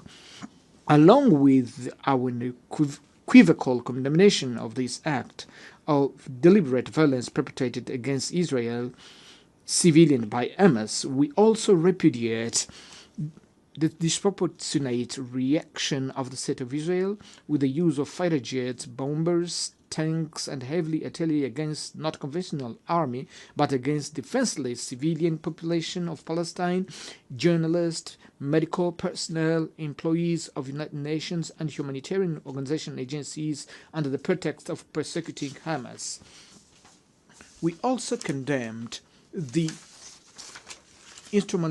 instrumentalization of humanitarian assistance as a weapon of war due to its profoundly inhuman and difficult to justify. In the face of this tragedy, it is urgent that we call for an immediate suspension of measures that obstruct and jeopardize the fundamental rights of population of Palestine, including the right to life, medical care, and food. We view with great concern these acts of war carried out selectively by Israel in several countries in the region, in total disregard for the norms of international law and principles and values of the United Nations charters, that do not produce other effect than lead to the resurgence of tensions and instability in the Middle East by destroying the prospect of resolving the conflict through dialogue and negotiations. Excellencies, the Republic of Angola, in an act of coherence and historic anticipation, formally recognize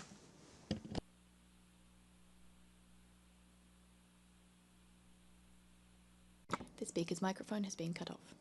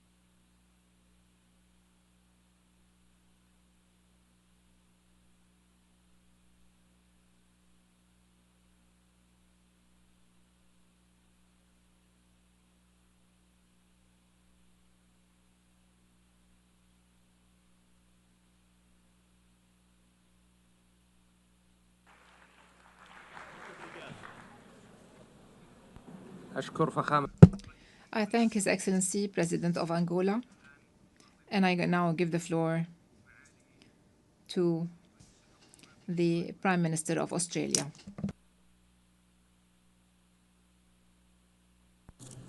President Macron, Your Royal Highness, Secretary-General, colleagues. In 1947, Australia was proud to be the first member of the United Nations to vote for the plan that made the modern state of Israel possible. But that plan always encompassed two states, a state of Israel and a state of Palestine, living side by side within internationally recognised borders, recognising each other's right to live in peace and security. 8 decades ago, those hopes were consumed by conflict, and that has been the grim pattern over the years. Opportunities not taken, compromises rejected, good faith betrayed, a cycle of violence that has crushed generations. We saw that in the horrific events of October 7, 2023. Hamas terrorists descending on a festival promoting friends, love and infinite freedom to perpetrate atrocities. One Australian, Galit Carbone, was among those killed. Australia embraces all who carry the weight of grief. We repeat our call for the hostages to be returned immediately and with dignity. And we stand with Jewish people everywhere who feel the cold shadow of history's darkest chapter in any act of anti-Semitism. Throughout this conflict, Australia has supported calls for a ceasefire because every innocent life matters. Every Israeli life, every Palestinian life. Right now, Gaza is in the grip of a humanitarian catastrophe, and the Israeli government must accept its share of responsibility. Tens of thousands of civilians have been killed. Desperate people, including children, denied vital aid. Aid workers killed, including Australian Zomi Frankham. Journalists killed trying to bring the truth to light. This comes alongside the continued illegal expansion of settlements on the West Bank and an increase in settler violence. Threats to annex parts of Palestine and permanently displace the Palestinian people. Such conduct risks putting a two-state solution beyond reach. That is where the current road leads. We must choose a different path. We must break this cycle of violence and build something better. Yesterday, Australia recognised the state of Palestine.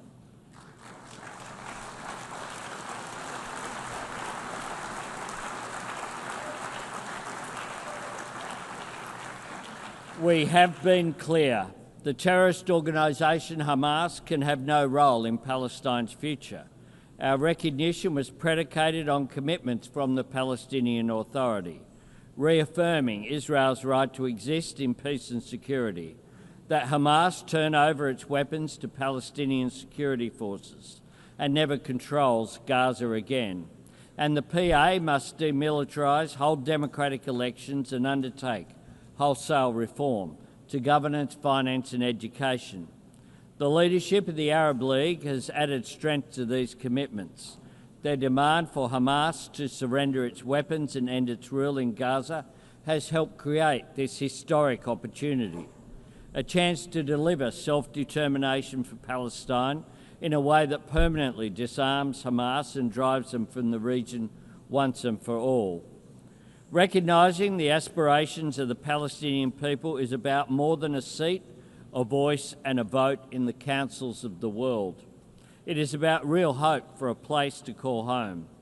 This is the same hope that sustained generations of Jewish people, the same hope that binds us all to our countries and cultures and drives us to want a better life for our children. Working together, we can build a future where instead of children in Gaza dying in pain, living in fear or being taught to hate, they can go to school and build a life in larger freedom. That future depends on recognition being followed by reconstruction and reform, a credible cooperative peace plan supporting recovery in Gaza and security for Israel, establishing governance and excluding Hamas on the day after and every day after that. This is the next step we must take, and we must take it together. I thank you very much.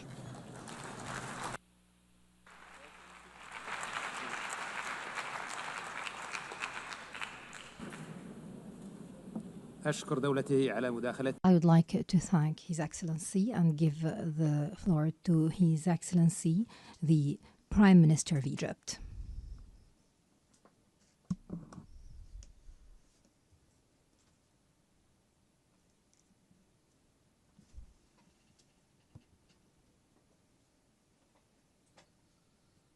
In the name of God, the compassionate, the merciful, Your Excellency President Emmanuel Macron, President of the Republic of France, Your Highness Prince Farhan, Minister of Foreign Affairs of Saudi Arabia, Your Excellency Antonio Guterres, United Nations Secretary-General, ladies and gentlemen. Allow me at the outset to commend the efforts made by the Kingdom of Saudi Arabia and the Republic of France to organize this important conference.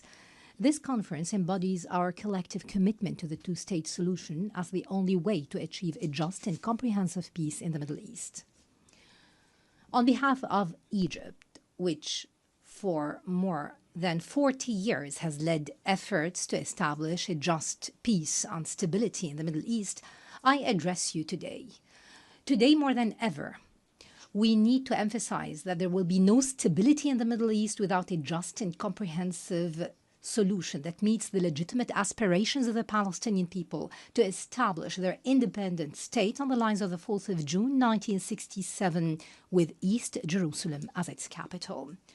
To put it bluntly, the two-state solution is not just a political choice or a moral obligation.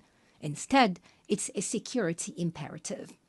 The only path to a secure, stable, and prosperous Middle East is to guarantee the Palestinian people's right to freedom, dignity, and independence.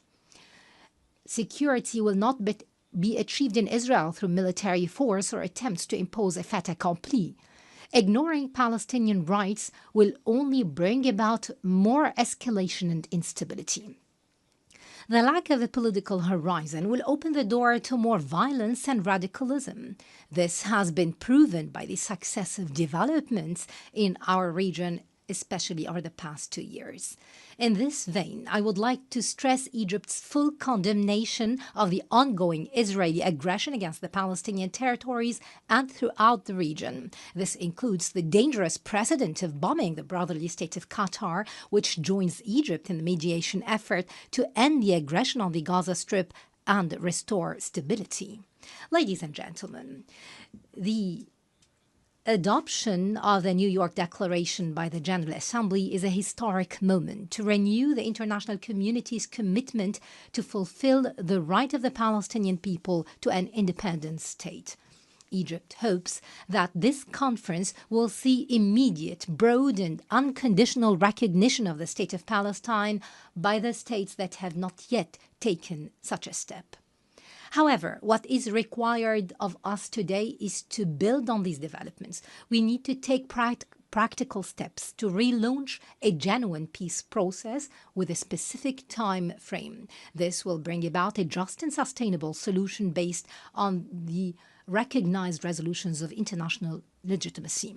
Egypt continues to make all effort to reach a ceasefire in the Gaza Strip. We clearly believe that reaching a ceasefire and ending the bloodbath in Gaza is possible, as it is obligatory and necessary. The report of the United Nations Independent International Commission of Inquiry raises the alarm bell. It awakens every human conscience. Its findings were clear in confirming that Israel committed the crime of genocide, with its material and moral elements against Palestinian civilians in the Gaza Strip. Ladies and gentlemen, I would like to stress that Egypt rejects any attempt at trying to displace the Palestinians or liquidating their cause. This amounts to the crime of ethnic cleansing. Thus, Egypt will, as soon as we reach a ceasefire, will host an international reconstruction conference in the Gaza Strip to mobilize the necessary funding for the Arab Islamic Reconstruction Plan in coordination with the government of Palestine. This will ensure that the Palestinian people will remain on their land, and it will help them overcome the huge losses caused by the aggression. I call upon all our partners in the international community to contribute to this reconstruction effort and early recovery as part and parcel of any serious move to make the two-state solution a reality. Ladies and gentlemen, we stand today in a pivotal moment. Either we establish a just and lasting peace that opens doors of hope for our peoples, or we leave the region hostage. The sound was cut off.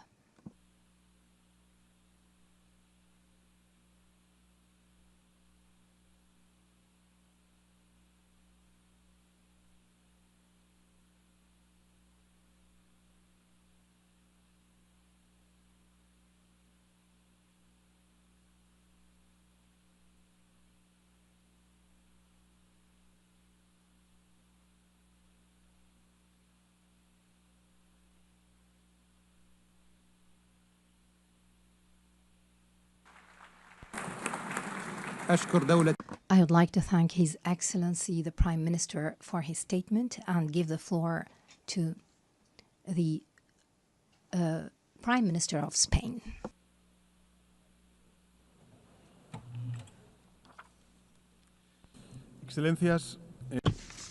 Excellencies, whilst the recognition of a Palestinian state is urgent, it is all the more urgent that there exist a Palestinian people in the state that we're claiming to recognize, and regrettably the Palestinian people are being annihilated. For this reason, in the name of reason, in the name of international law, and in the name of human dignity, we have to stop this slaughter now. At this precise moment, bombs continue to fall indiscriminately on the civilian population in Gaza. Hunger is killing women, older persons, and children. Today, we take a crucial step forward in calling for a two-state solution at this conference. But let us be lucidly clear, there is no solution possible when the population of one of those two states is the victim of a genocide. We are all well aware that the only hope that civilians in Gaza have is that of knowing that the world does not forget them, and this conference nurtures that hope. It is an act of moral rebellion, an uprising against indifference and forgetfulness. Let us make this conference too a collective commitment to halting brutality and to paving the way for peace. Excellencies, this conference marks a monumental step forward, but it is not the end of the road. It only is and can only be the beginning. As such, I want to make two proposals. First, the State of Palestine must be a fully fledged member of the United Nations. As soon as possible, we must conclude the procedure to admit the State of Palestine to this organization on an equal footing with the rest of states herein. Secondly, we have to immediately adopt measures to halt the brutality and make peace possible. Spain, of course, will adopt a plan with measures to halt the genocide in Gaza. We will continue to take brave measures shoulder to shoulder with anyone who wishes to join us, because Gaza needs it. Excellencies, history will judge us, and its verdict will be brutal with those that perpetrated this slaughter and with those who remain silent or turned a blind eye. We need to take a step forward so that reason can prevail, for diplomacy, for the respect for international law, for IHL, for common sense, and the most basic values that we hold as humankind. Let us make the 22nd of September the day that we remember as the first major step forward. Today, more than ever before, we cannot be indifferent to injustice. Thank you. أشكر دولته على مداخلته والآن أعطي الكلمة. I thank the President of the Government of Spain for his statement, and I give the floor to the Prime Minister of Canada.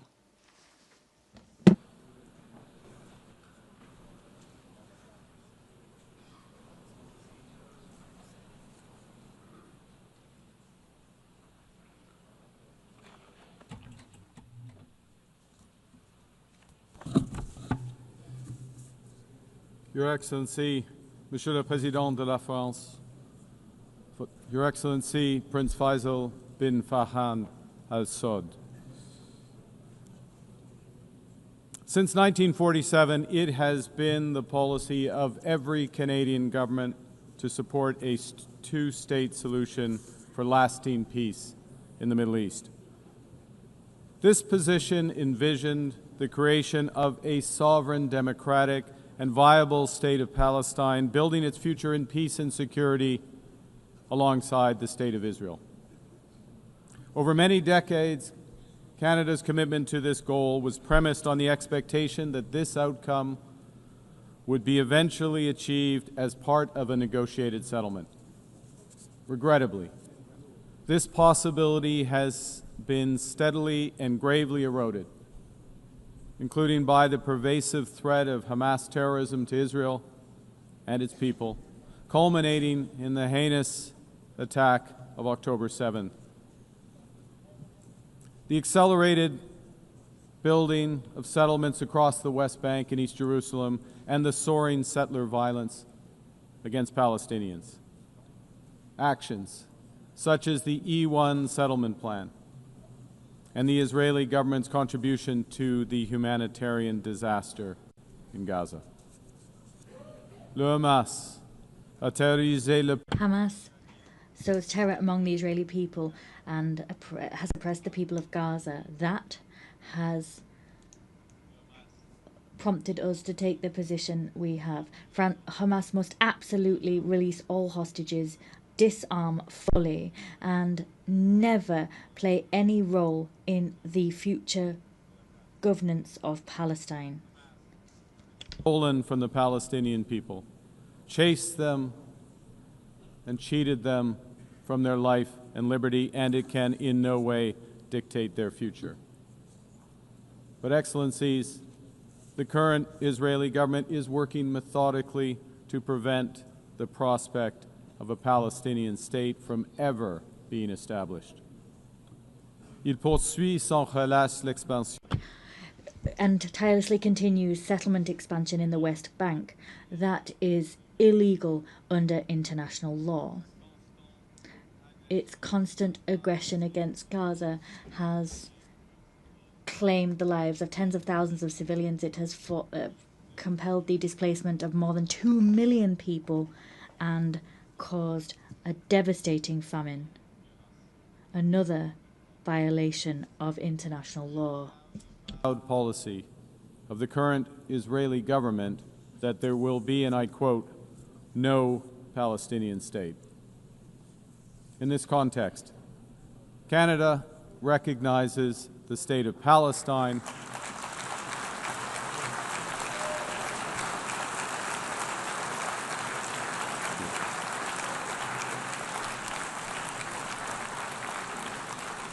and we offer our full partnership in building the promise of a peaceful future for both the state of Palestine and the state of Israel. Excellencies, Canada is under no illusions that this recognition is a panacea.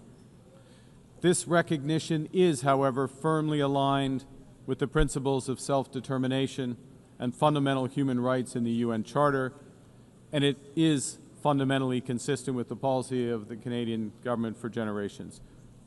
We take this action as part of a coordinated effort led by France and Saudi Arabia, a coordinated effort to provide the possibility of peace and a two-state solution. Recognizing the state of Palestine, led by the Palestinian Authority, empowers those who seek peaceful coexistence and the end of Hamas. It doesn't legitimize terrorism. And in no way does it compromise Canada's steadfast support for the state of Israel, its people, and their security, because that security can only be ultimately guaranteed through the achievement of a comprehensive two-state solution. Canada will take the efforts make the efforts it needs to make to support the Palestinian Authority in implementing its program. With our international... The microphone has been cut off.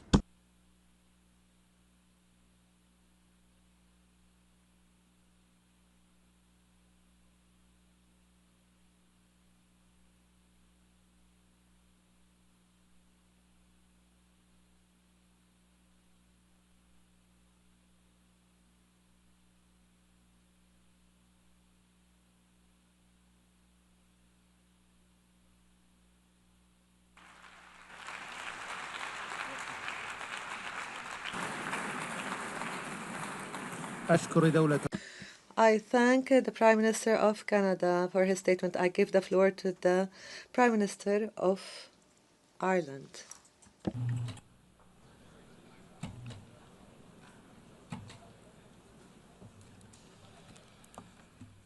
Presidents, co-chairs, may I begin by thanking France and the Kingdom of Saudi Arabia for convening us today, and I commend them for their leadership on this most vital of issues. Those of us gathered here know that the only viable option to deliver a peaceful future for Israel and for Palestine is a two-state solution. At this most critical juncture, we must continue to put our full political weight behind it. The situation on the ground has rarely looked so bleak. A just and lasting peace seems further away than it ever has. But in our own peace process in Northern Ireland, to a conflict of 24 years' duration, we recognised that even in the darkest of days, we had a duty as leaders to keep the flame of hope alive and to keep talking. The immense suffering of the Palestinian population in Gaza over the past 2 years has been an affront to the world. It has horrified people around the world, nowhere more than in Ireland, where people have been moved to sorrow and to anger. What happened to Israel on the 7th of October was a horrific and brutal attack on an innocent civilian population, and Hamas must be held to account for its actions. It was an appalling act of crime, war crime. But it cannot justify what has happened since. More than 65,000 people killed in Gaza. Horrifically, more than 20,000 of them children. The use of food as a weapon of war, with scarcity becoming hunger, becoming famine. Hospitals attacked, homes and schools destroyed, thousands of years of culture wiped out. People shot as they desperately seek food for their families. Doctors, aid workers, journalists targeted and killed. We have reached a point where what has been credibly described as a genocide is being carried out in front of the eyes of the world. It would be easy to just despair, but we must not. Gaza must move us to action. And there are still humanitarian workers, medics, journalists determined to do their best for the people of Gaza and for Palestine. They are doing so with the most extraordinary courage and without regard to their own safety. To honour them and the Palestinian people, it is right that we as political leaders play our part too. And the only way to end the appalling cycle of violence is to forge a political path. And the only credible destination is a two-state solution, with Israel and Palestine living side by side in peace and security. And that is why Ireland last year, with Spain, Norway and Slovenia, recognised the state of Palestine.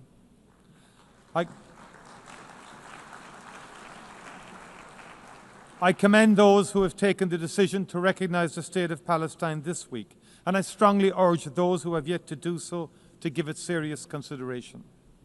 We know that there are people, including in the Israeli government, who are working daily to make that outcome impossible. In addition to the destruction of Gaza, settlements are expanding every day, and illegal settlers in the West Bank are increasingly emboldened and militant. If we do not move now to protect the two-state solution, if we do not work to build a process through which it can be achieved, there may never be another opportunity. That must not be our legacy to future generations. Ireland is ready to play its part, and I look forward to our continuing steadfast cooperation. Thank you very much indeed.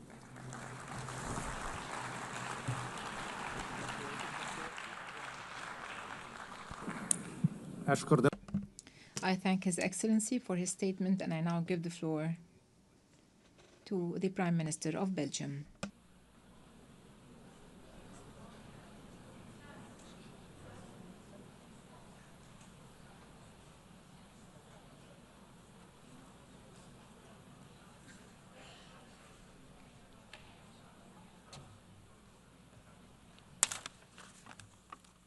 Dear Secretary-General, dear Excellencies, ladies and gentlemen, Belgium has always defended the two-state solution and is today reaffirming once again this position by having joined the co-signatories of the New York Declaration.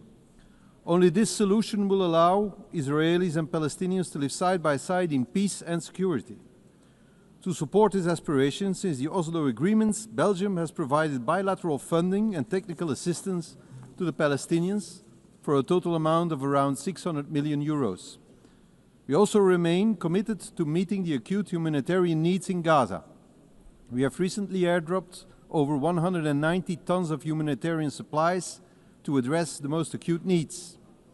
The Belgian government has recently decided to add another 12.5 million euros to our humanitarian budget for Gaza, in addition to what has already been disbursed. Full and free access to Gaza for providing massive humanitarian aid is an urgent need, as the famine has been officially recognized by the United Nations.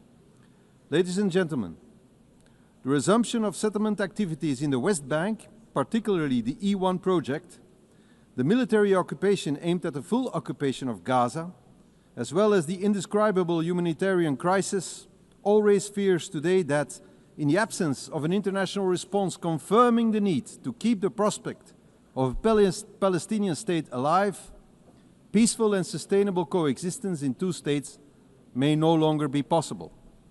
The recent declarations of a number of Israeli ministers, including the Prime Minister himself, that no state of Palestine will ever exist, is an additional reason for reaffirming the right and the need of the Palestinians having their own state. Therefore, Belgium is giving out a strong political and diplomatic signal to the world today by joining the group of countries that announces the recognition of the State of Palestine in the margin of this high-level week of the United Nations General Assembly.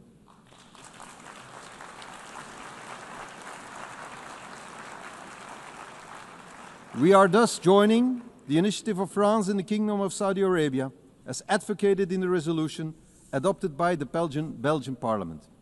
Through this initiative, we continue to support international law, particularly the right to self-determination of peoples. Let me be clear, however, this step cannot be a reward for Hamas. Conscious of the trauma suffered after the Hamas terrorist attack on October 7, 2023, Belgium will proceed to the legal recognition of the State of Palestine once all hostages have been released and all terrorist organizations, such as Hamas, have been removed from the governance of Palestine. The effective conduct of diplomatic relations with the new State of Palestine, including the opening of a Belgian embassy and the conclusion of international agreements, will be carried out once the objectives of the New York Declaration have been achieved, notably the full demilitarization of Hamas and subsequent the renewal of governments based on presidential and parliamentary elections, giving the Palestinians a democratic, strengthened and renewed authority. All these steps are intended to guarantee the security of both the Israeli and Palestinian population. At the same time, we also strongly call for the recognition of the State of Israel by all Arab countries. Let us be clear, the two-state solution is not dead. It is bruised, but it can be revived, and it must be for the sake of both peoples. I thank you.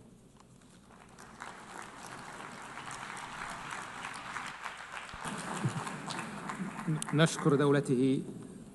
We thank His Excellency, and I now give the floor to His Excellency Prime Minister of Norway.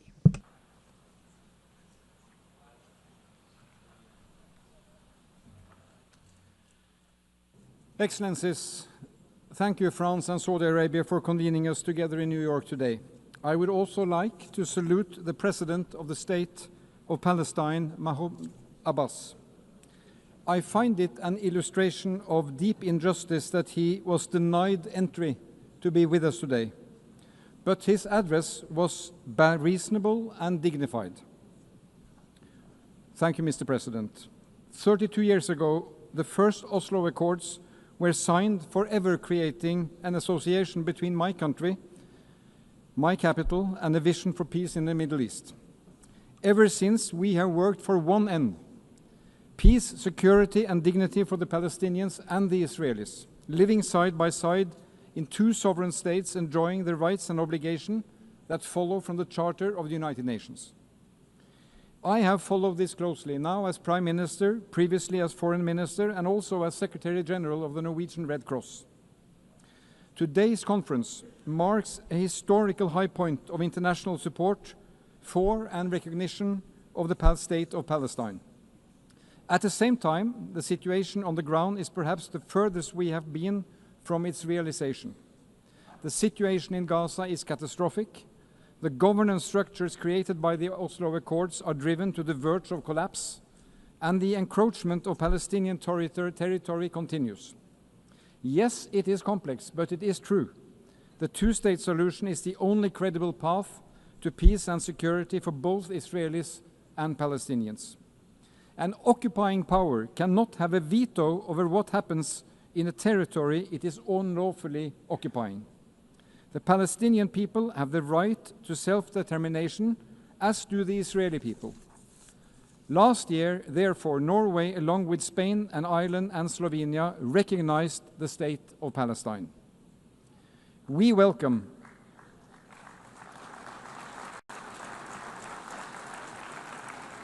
the recognitions announced this week and last year and today. Merci, Monsieur le Président, pour la décision.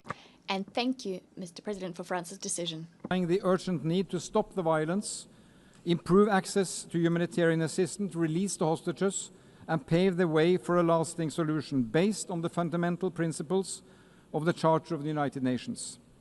Only last week, this Assembly approved a roadmap of concrete actions to this end. And in July, a broad majority voted the New York Declaration.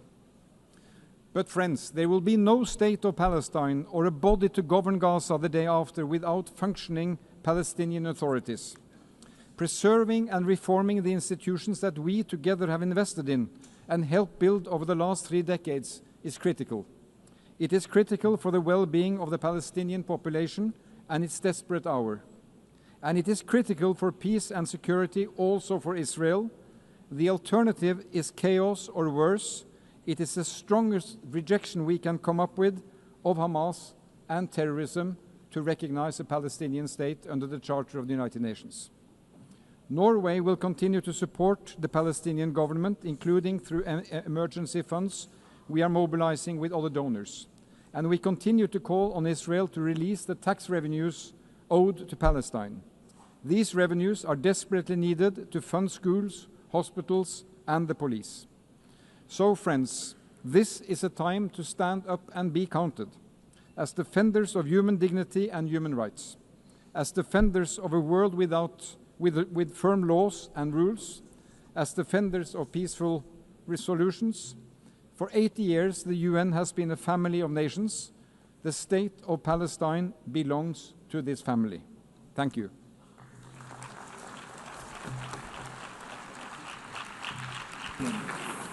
I thank His Excellency, and I now give the floor to His Excellency Prime Minister of Luxembourg.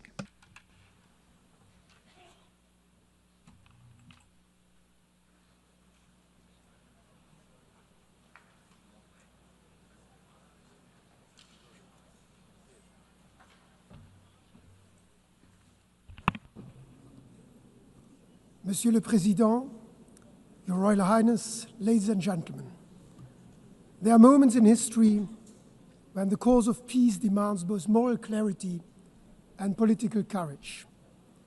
8 years ago was such a moment. The founding of the United Nations was an act of courage, guided by a clear vision of a world based on universal values and principles of peace, freedom, and justice. Today, again, is such a moment in history. Luxembourg stands here today as a partner to all those who believe that diplomacy still matters, that it can make a difference. We want to remain true to that promise made 8 years ago. Luxembourg stands here today as a partner for peace. We remain convinced that a two-state solution remains the only viable way forward for a lasting peace. Our goal is a safe and secure state of Israel living side by side with a safe and secure state of Palestine. Rarely has the prospect of a two-state solution felt more distant than today, and yet never has the international will to achieve it been more unified.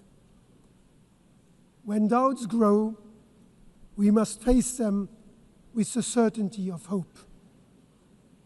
That is why I solemnly declare that as of today, Luxembourg formally recognizes the state of Palestine.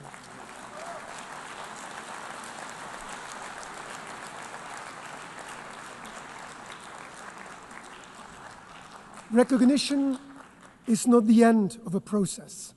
It is the beginning of a renewed commitment to hope, a commitment to diplomacy, to dialogue, to coexistence, and a two-state solution, to the idea, fragile but still possible, that peace can prevail. We take this step fully aware of its great symbolic weight. It is our contribution to a political process, one that we hope will revive the prospect of a negotiated two-state solution, grounded in the legitimate aspirations of both Palestinians and Israelis. It is fully aligned with the principles that have guided Luxembourg's foreign policy since 1945. Respect for international law, the promotion of a rules-based order, and the values enshrined in the UN Charter. And let me be clear, this is not a decision against Israel or its people, a people with which my country shares strong historic ties, and whose right to live in peace and security we have been fully upholding since 1948. Luxembourg has been and will remain a friend of the people of Israel and Jews around the world. And with the same clarity, let me say that this is not a decision to reward violence or endorse any actor who undermines peace. Luxembourg condemns, in the strongest possible terms, the atrocities of October 7, and we call for the immediate and unconditional release of all hostages. And in line with the New York Declaration, we expect the Palestinian leadership to live up to the responsibilities of statehood. The road ahead will not be easy. We do not claim this recognition alone will change the course of the conflict, but we hope it will contribute restoring momentum to the political horizon that has been lost. Peace is not simply declared. Real peace, lasting peace is built step by step, brick upon brick. Let this recognition be a message to grieving families, to hopeful children, and to all those who have not yet given up. Thank you.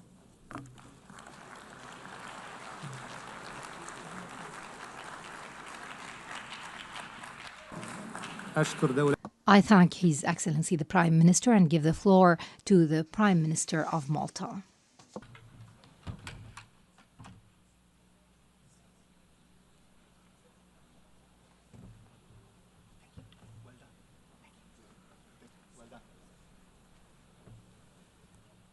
Excellencies, dear friends, let me begin by stating clearly and unequivocally that the Republic of Malta is proud to confirm our official recognition of Palestinian statehood.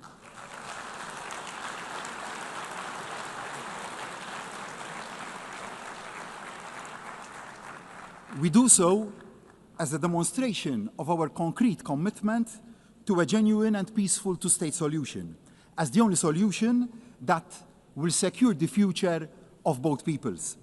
Malta is equally unequivocal in its support for the right of Israel to exist alongside a democratic Palestinian state. In making this commitment, I am acutely aware of how events have unfolded since the appalling Hamas attacks of October the 7th. They were the despicable work of a terrorist organization which must have no place in the emerging Palestinian state. Since then, Malta has been unwavering in calling for the unconditional release of all the remaining hostages. No ifs, no buts. The hostages must come home now. Malta adds once again its voice to those demanding an immediate and permanent ceasefire. The fighting must stop now. I am also aware of the opinion that recognizing the state of Palestine somehow amounts to a victory for Hamas. A two-state solution, however, is the worst possible outcome for Hamas. It is not what they want to see. They want to see Israel wiped off the map. Malta and our allies want to see Hamas wiped out. We must never forget that Hamas openly and violently opposed all the previous efforts at peace. If Palestinians can see a peaceful and realistic road to nationhood and self-determination, it fatally undermines the siren cries of Hamas. It offers the only hope that there is an alternative to conflict. I ask, what is the other alternative? What is the future that the hotheads on both sides envisage? A conflict without end? Israel under constant attack? A region mired in instability? That is an outcome nobody should want. Instead, with the right to recognition come huge responsibilities for the Palestinian leadership. There must be absolute adherence from the outset to non-violence, and mutual recognition. Hamas must have no role in any shape or form in the future government of Palestine. Malta supports the Palestinians' authority, one state, one government, one law, one gun approach, and the need for urgent, free, and fair elections. Equally, there are urgent responsibilities for the Israeli government. The attacks on civilians and infrastructure must stop immediately. The illegal settler encroachment and accompanying violence in the West Bank must also stop immediately. And unhindered aid, under genuine international auspices, must be allowed to flow immediately. Starvation is being suffered in Gaza, and the deaths of hungry civilians trying to access the pitiful trickle of food aid being allowed in cannot be allowed to go on. I am not ashamed to admit that I cried after recently visiting the young children we brought over to Malta from Gaza to give them the best medical care our island has to offer and the required prosthesis. These innocent children have had their limbs and the best part of their life stolen away from them. They have also lost their parents, and they have been caused irreparable harm. But we will not allow their hope for a better future to be stolen away from them. And we will protect them. Ibrahim, I promised you that, and we will stick to our word. What is happening is morally and legally very wrong, and we have a duty on all of us to act. We know that the path to a functioning, free, and fair two-state solution is a long and also hard one. We know the dangers that lie along that path, but we also know the greater dangers that arise from saying nothing can be done, that the dream has died. We cannot, and we will not remain silent or complacent. The depth of the current tragedy must be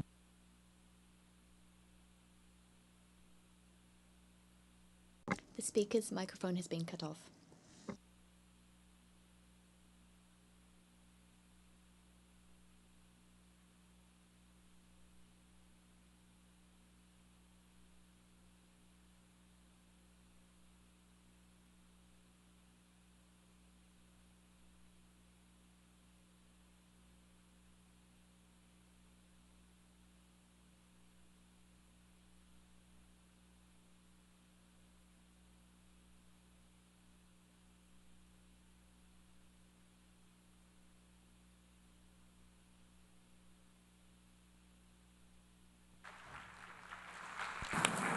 أشكر دولته. I thank His Excellency for the statement, and I give the floor to the representative of the EU.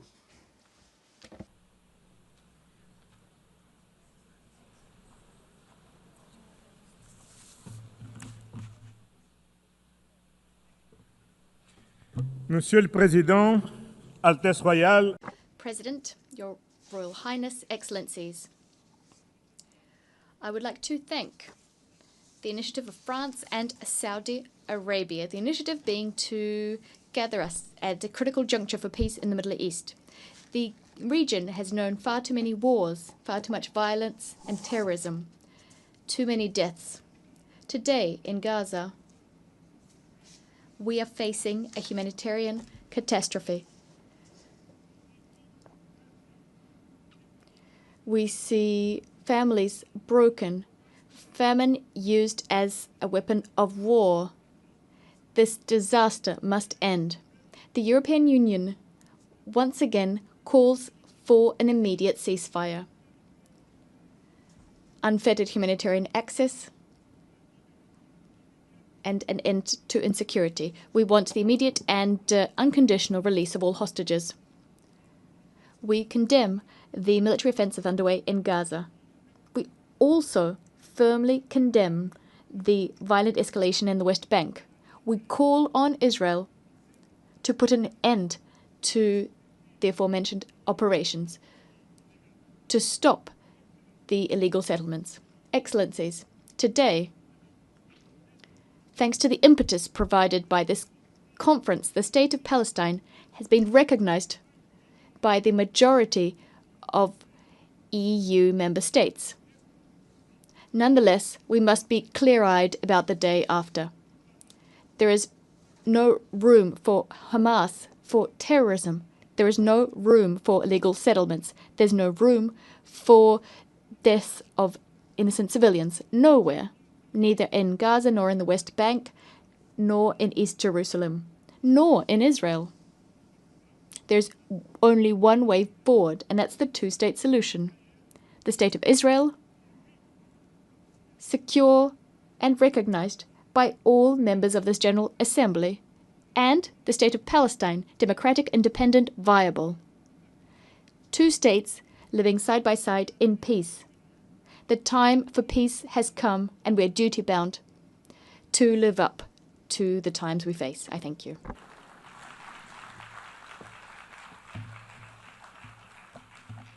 Monsieur le Président, President, ladies and gentlemen, when the night is darkest, we must hold fast to our compass.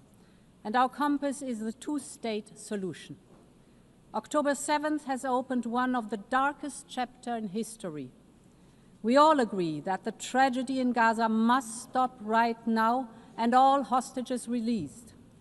But ending the war might not be enough if there is no pathway to peace, if the prospect of two states is no longer viable. And as we speak, the two-state solution is being undermined, and this cannot be, because the only realistic peace plan is based on two states, with a secure Israel, a viable Palestinian state, and the scourge of Hamas removed.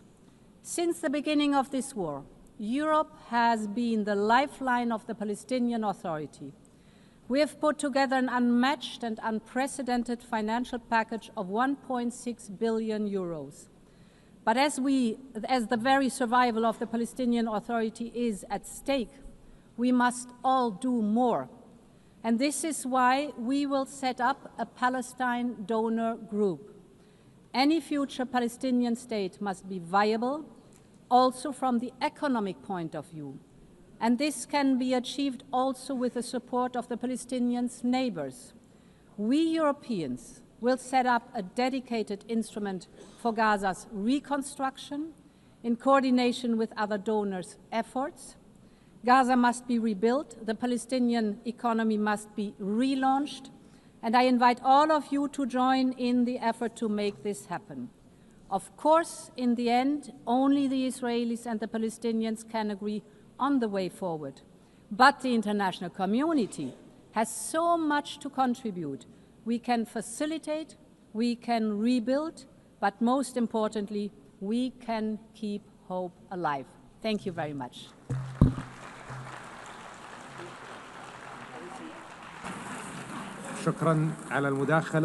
I thank you for your statements. Given the limited remaining time, we ask the Excellencies to limit their statements to 2 minutes, after which the microphones will be cut off. I give the floor now to the Minister of Foreign Affairs of Italy.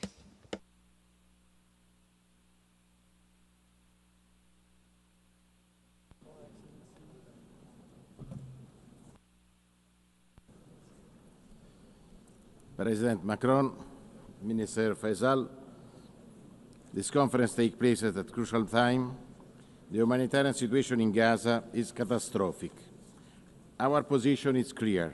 Italy is against the occupation of Gaza Strip and against any idea of displacement of its population. Italy condemned also the recent attack against Doha, but we encourage Doha to continue in the crucial effort to mediate together with Egypt and the United States to reach a ceasefire. We deplore the decision of the Israel government to expand settlements in the West Bank. We also condemn in the strongest terms, the recent terrorist attacks carried by Hamas against the Israeli civilian population in Jerusalem. We are fully convinced that a path to peace is still possible. Like Pope Leo said, we cannot abandon the hope for peace. Italy strongly supports the dream of the Palestinian people to have a state. We will continue to support the Palestinian Authority in its reform. We will work hard for two-state solutions with the peaceful coexistence of the Palestinians and Israelis. It is the only solution to ensure a future of peace and prosperity in the Middle East. For this goal, it's crucial to reach the ceasefire, the liberation of the hostages, and the assumption of full humanitarian access. From the beginning of the conflict, Italy provided thousands of tons of aid to the Palestinian population. We also organized medical evacuation to cure in Italy hundreds of Palestinian children. We know this is not enough. We must interrupt the cycle of violence. The message from New York is clear. Israel, stop bombing. Hamas, freedom immediately for the hostages. We must focus on the day after. It should meet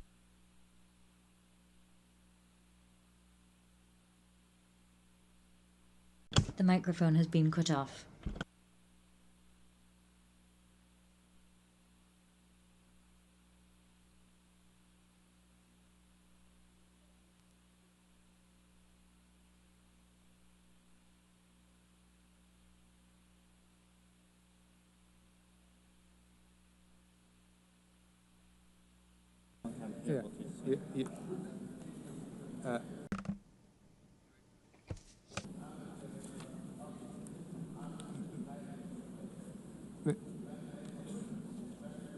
Minister.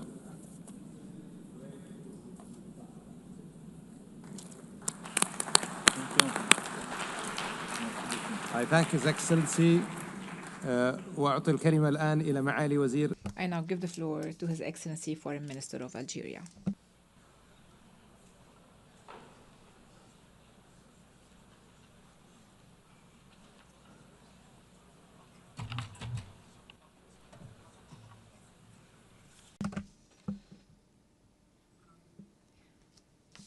I thank the co-presidency of this conference.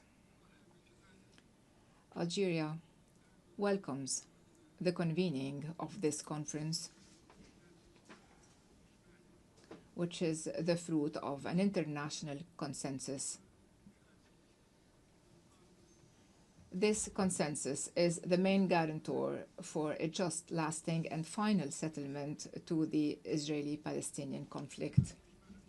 This international consensus is a strong barrier against Israeli expansionist policies under the guise of the Greater Israel myth.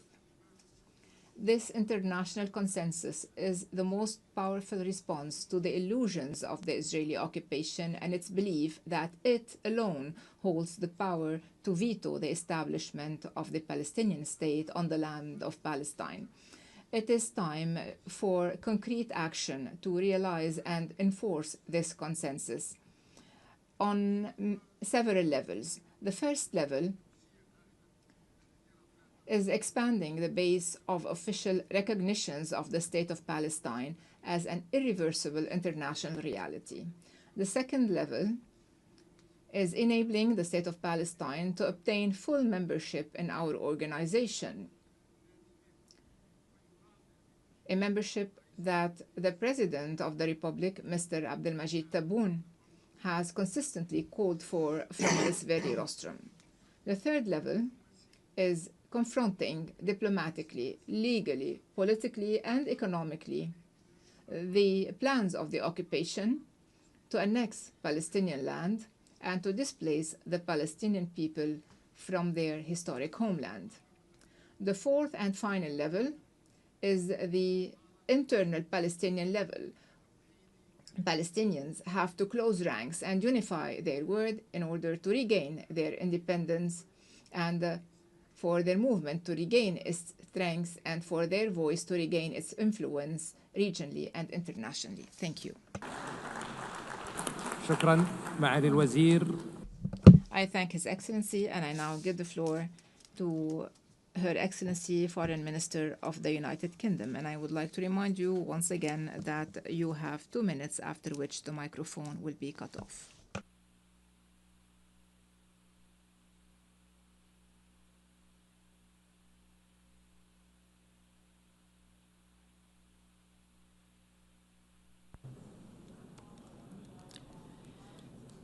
Thank you, Chair. Thank you, Your Excellencies, President Macron and Prince Faisal.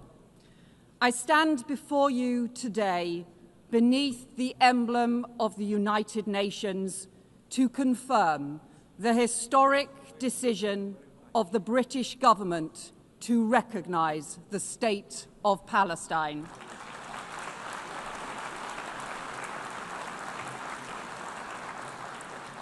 This step, alongside friends and partners, reflects a long-standing truth that statehood is the inalienable right of the Palestinian people and that two states is the only path to security and lasting peace for Israelis and Palestinians alike. But it also reflects a grave reality.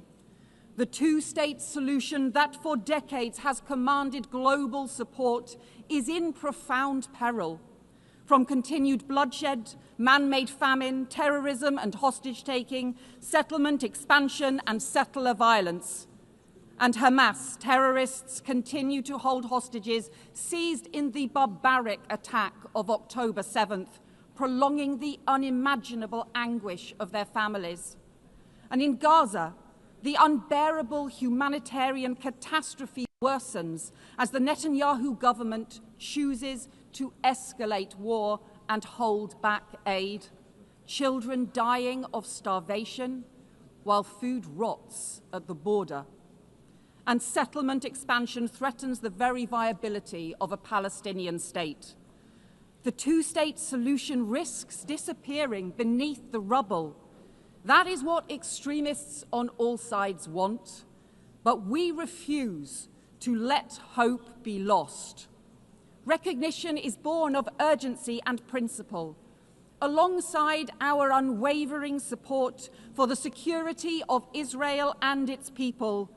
This pathway is the opposite of Hamas's hateful vision, and this process around recognition has helped cement the rejection of Hamas across the Arab world, alongside new reforms to the Palestinian Authority, because there can be no role for Hamas in the future governance of Palestine. But recognition must be a spur, not a substitute for urgent action. A ceasefire now, the release of all hostages, the restoration of aid, and a lasting framework for peace. Recognition is about the future, but it is rooted in our past. 75 years ago, Britain was rightly proud to recognise the State of Israel. But the promise of upholding Palestinian rights has gone unfulfilled. For decades, my country supported a two-state solution, but only recognised one state. That changes now, as we join more than 150 member states in recognising the State of Palestine and protecting the pathway to peace. Thank you.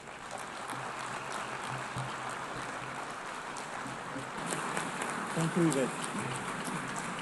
أشكر معالي. I thank Her Excellency, and I now give the floor to the Foreign Minister of Mexico.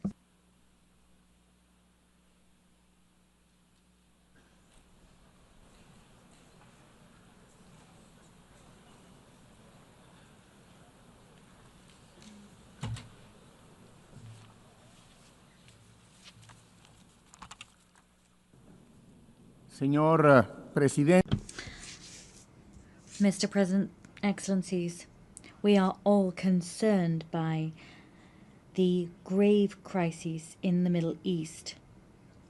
It requires urgent actions, and it's on all of our minds. Since our meeting in last July,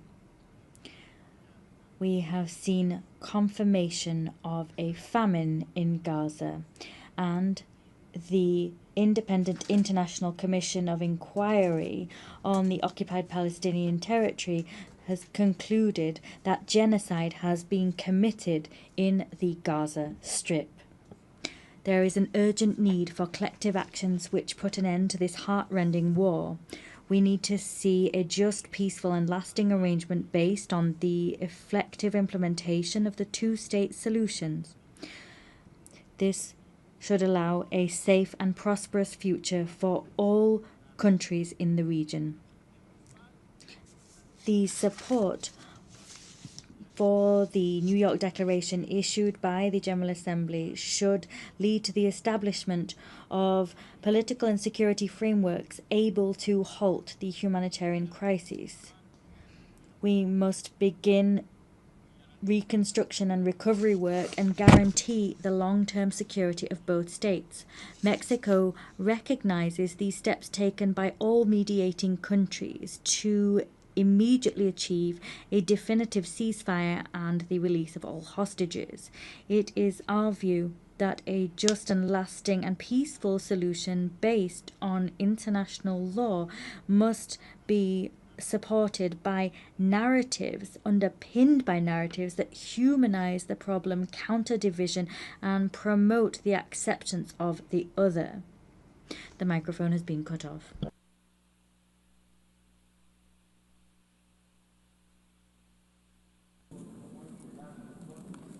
Your Excellency, Mr. Minister, I would like to draw the attention of the Minister that his mic is no longer working.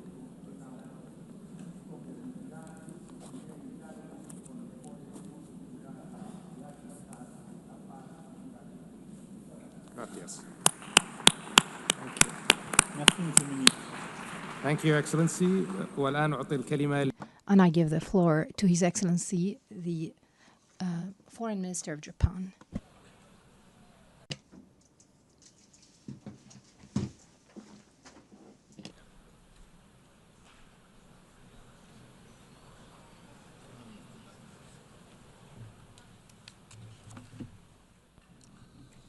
At the outset, I wish to express my profound respect and sincere appreciation to France and the Kingdom of Saudi Arabia for their leadership in convening this high-level conference. Together with Norway, we have had the honor of serving as co-chair of the working group on the economic viability of Palestine, engaging in sincere and constructive discussions with UN member states and international organizations. Urgent action is required to address the fiscal challenges facing the Palestinian Authority, sustained support for the PA, concerted engagement by the international community with Israel, and reforms undertaken by the PA itself. Japan continues to make tangible contributions, including recent financial assistance through the World Bank. Yet today, the situation has reached an extremely grave and alarming juncture that threatens to erode the very foundation of a two-state solution.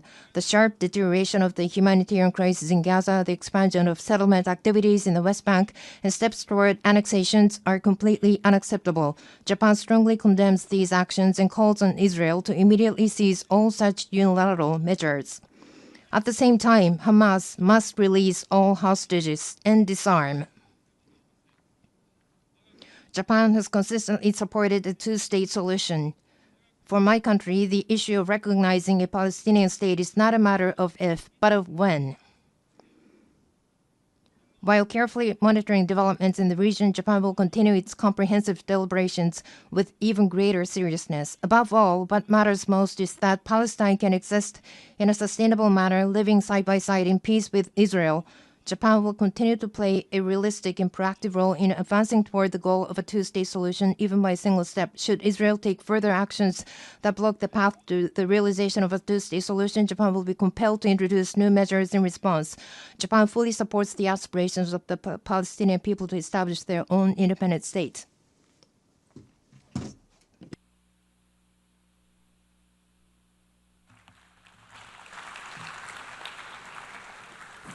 I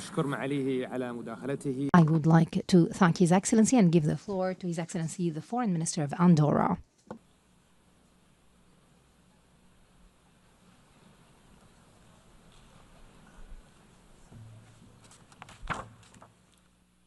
Messieurs les Présidents, Excellences. Presidents, Excellencies, ladies and gentlemen, the situation in Gaza has become unbearable. Civilian victims, mostly women and children, run into the tens of thousands. Humanitarian access has been seriously hindered. Hunger is a weapon of war.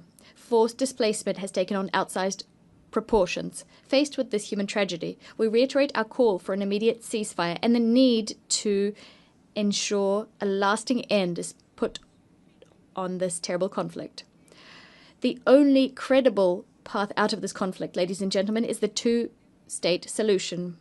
The 12th September vote did not leave a shadow of a doubt. This assembly, by an overwhelming majority, believes that the Palestinian people should live in peace and security within their own state, side by side with the State of Israel.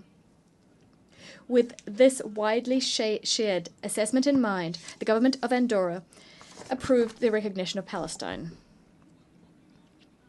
We will continue to forcefully call for the release of all hostages, for the disarmament of Hamas, the perpetrators of the atrocious 7th of October 2023 attacks, and for the advent of a Palestinian state that's been demilitarized and that exists under the reformed authority of a government that excludes Hamas.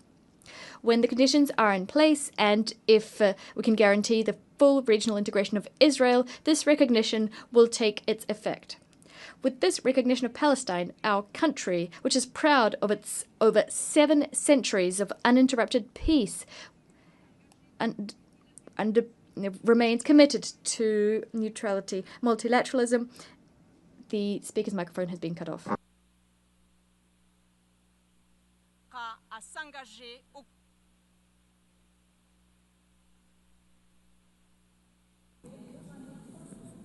Your Excellency.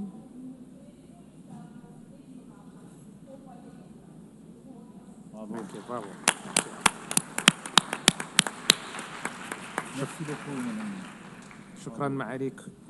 Thank you, Your Excellency. I give the floor now to the Deputy Prime Minister of Slovenia.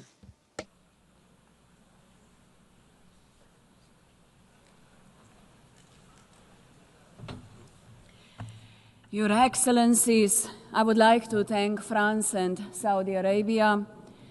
A mutually agreed and sustainable two-state solution is the only viable path forward for peace in the Middle East. This cannot exist without a legitimate and capable Palestinian Authority, which requires reforms but also international support. We cannot allow the region to revert to an ineffective state that leaves a vacuum. It is for these reasons I signed a memorandum of understanding with Palestine last month.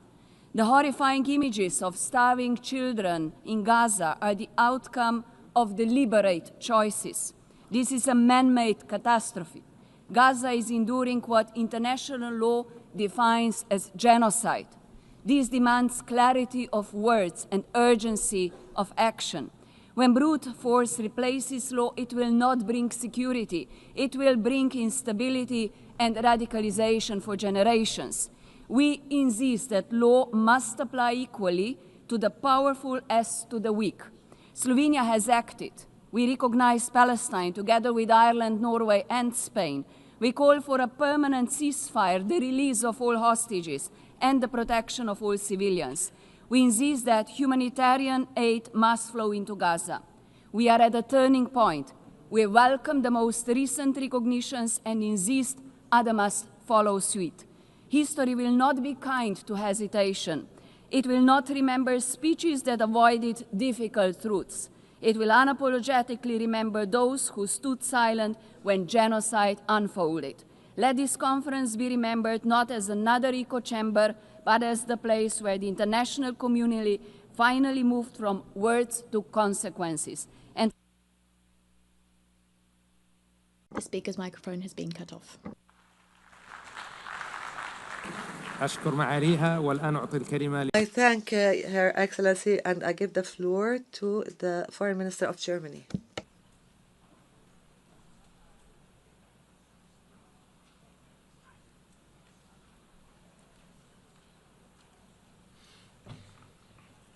Excellencies, ladies and gentlemen, across Gaza, people are living through hell on earth. Tens of thousands of people have died. Hundreds of thousands are starving. Colleagues, the horrendous terrorist attacks of October 7 and the most brutal war that followed have made it very clear. This decades-old conflict cannot be solved by terror, destruction, and death. It can neither be won nor managed. It needs to be resolved. We are well aware that today a two-state solution appears more distant than ever. We are well aware that steps are being taken as we speak to bring it further out of reach. We are meeting today because we are convinced there can be a better future. An independent, democratic and viable Palestinian state existing side by side and in peace and in security with Israel. A negotiated two-state solution in accordance with international law, one to which no convincing alternative has been presented so far. Colleagues, to bring that future closer, Germany is guided by three principles. First, we do not and will not recognize any changes to the 1967 borders unless agreed upon both parties. Second, we consider Israeli settlements in the occupied territories unlawful and a serious obstacle to peace. And third, we respect the IGC's advisory opinion of 19th July 2024 and act in line with its stipulations. My country will always be deeply committed to Israel's existence, which is still being questioned by some. My country will always be committed to Israel's long-term security.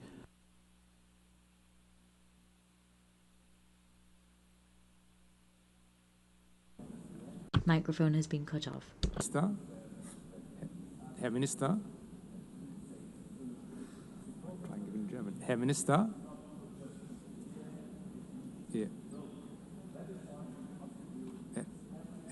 Herr Minister, Ihr Mikrofon ist ausgeschaltet. Thank you. Thank you, Your Excellency. شكرا معالي الوزير والآن. Thank you, Excellency. I now give the floor to the Foreign Minister of Denmark.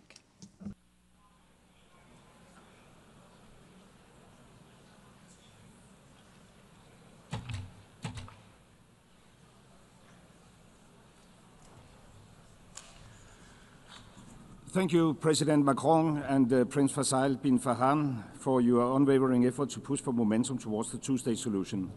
Denmark has endorsed the New York Declaration and remained deeply committed to build on that momentum.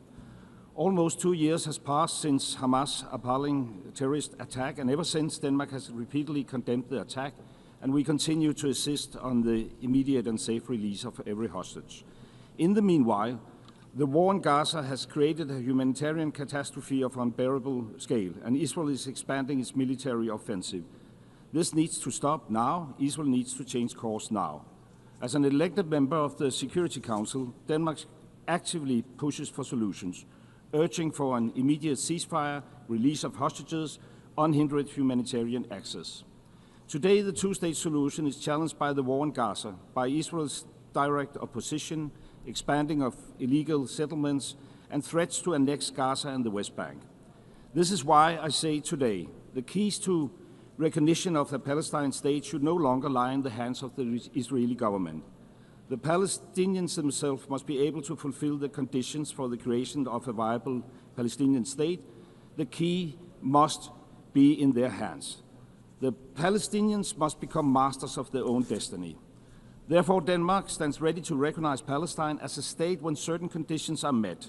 The Israeli hostages are released, when Hamas are disarmed and no longer plays a role in Gaza, when there has been further progress on the PA's reform agenda, and when it is certain, and when there is certainty that a future Palestinian state will be demilitarized.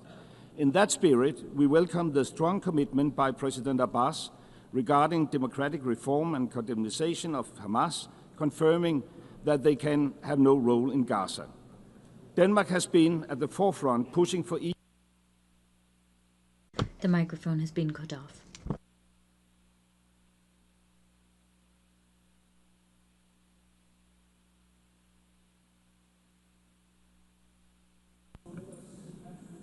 Your Excellency,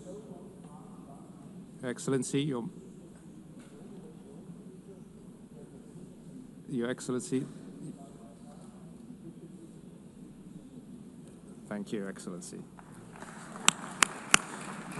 Thank you, Your Excellency, and I give the floor to His Excellency, the Foreign Minister of the Netherlands.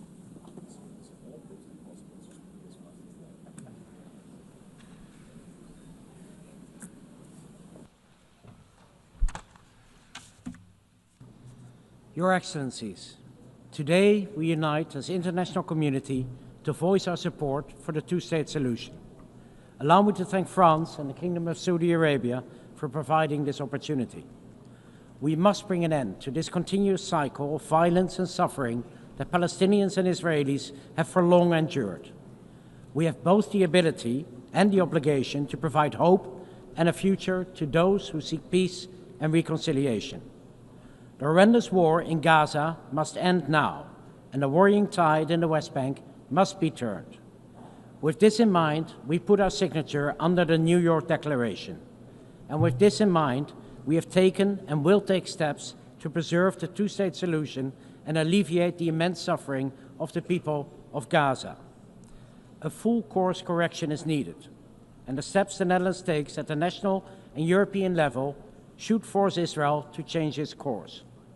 A legitimate and democratic Palestinian Authority with full control of the Palestinian territories is critical for achieving a viable Palestinian state. Hamas can have no role in future governance, must release all hostages and lay down its arms, and any future solution must guarantee the security of Israel, as we remain fully aware of the intention of Hamas and its likes. The Netherlands will recognize the Palestinian state at a later stage as part of a political process that should commence now. In the meanwhile, we actively contribute, for example, through hosting the Global Alliance or through the Ad Hoc Liaison Committee, and all of the areas identified in the annex of the New York Declaration currently count on Dutch support. We must continue to build on the outcomes of this conference and maintain momentum. An independent Palestinian state alongside a secure Israel. The speaker's microphone has been cut off. Thank you, Your Excellency. I now give the floor to His Excellency, Minister of State of Qatar.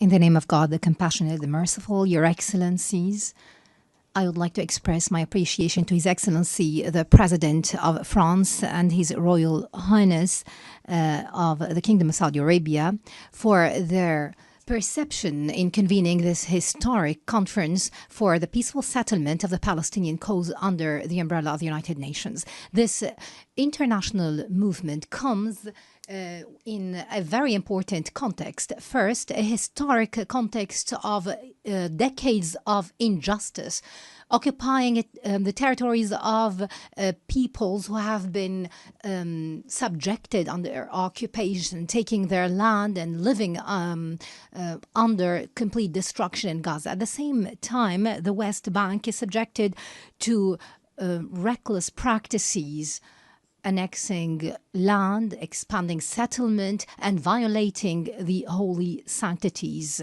This is a dangerous threat to international peace and security and to the Middle East. This Israeli escalatory aggression came as a threat to so many countries in the region, including my country. Our capital, Doha, has been subjected to a treacherous Israeli aggression that violated its territorial integrity, led to the killing of 6 martyrs, and put the entire region to the brink of danger. This was a violation of international law and the UN Charter, and we believe that Israel is fully responsible for this rogue aggression, which was condemned by the Security Council and the United Nations. We have participated in the preparation of this conference to come up with a document that will be balanced to ensure the participation of all. Today, we must stress the establishment of a Palestinian statehood with sovereignty. The mic was cut off.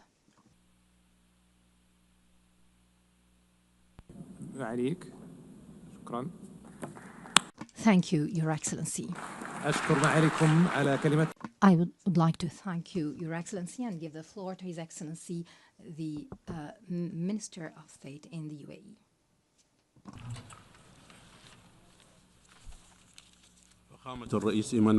Your Excellency, President Emmanuel Macron,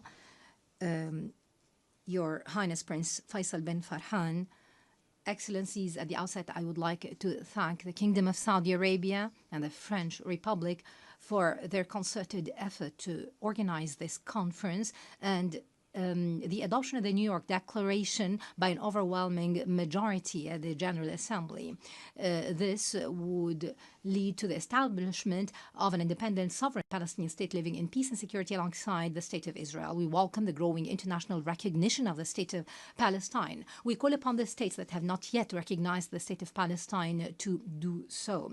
In light with the dangerous developments unfolding in the Gaza Strip and the ongoing threats to annex the West Bank and other serious and unacceptable violations, it's imperative that we intensify our efforts to achieve an immediate and lasting ceasefire, release all hostages and detainees, and guarantee full, unconditional humanitarian access across the entire Strip.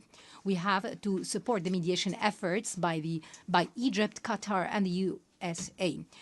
We call upon the Security Council to uphold its legal and moral responsibilities by taking measures to deter Israel and stop its violations in the occupied Palestinian territories and acts of aggression across the region. We caution that this would have grave risks to regional and international security and peace. The achievement of lasting peace hinges on creating a clear political horizon to establish an independent Palestinian state. It's important to have a legitimate, capable Palestinian national authority that can control arms and be accountable. To conclude, Mr. President, let's pave the way for a lasting, just, and comprehensive peace that fulfills the aspirations of the peoples of the region. Thank you. Thank you, Your Excellency, and I give the floor to the Vice President of the Vice Prime Minister of Russia.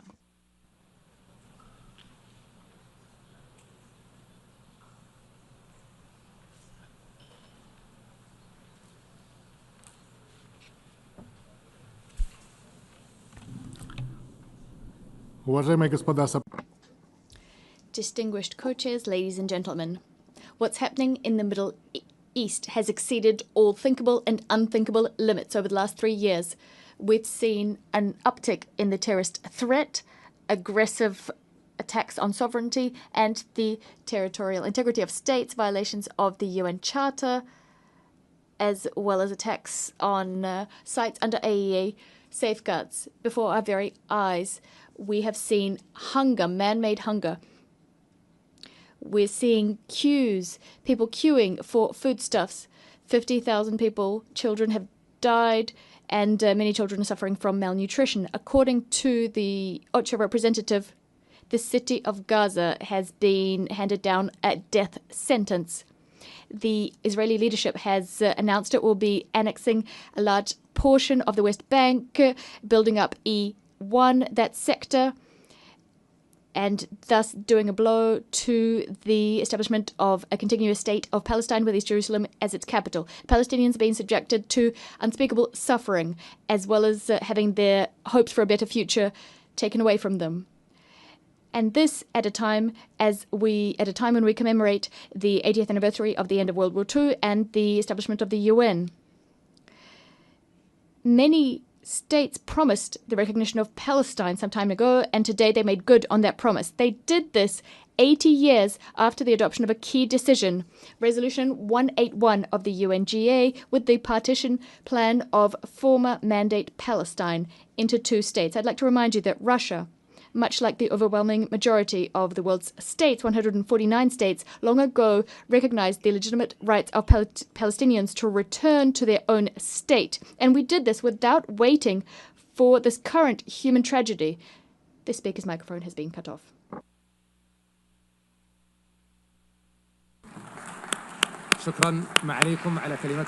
I thank you, Your Excellency, for this statement, and I give the floor to His Excellency, the Secretary-General of the League of Arab States.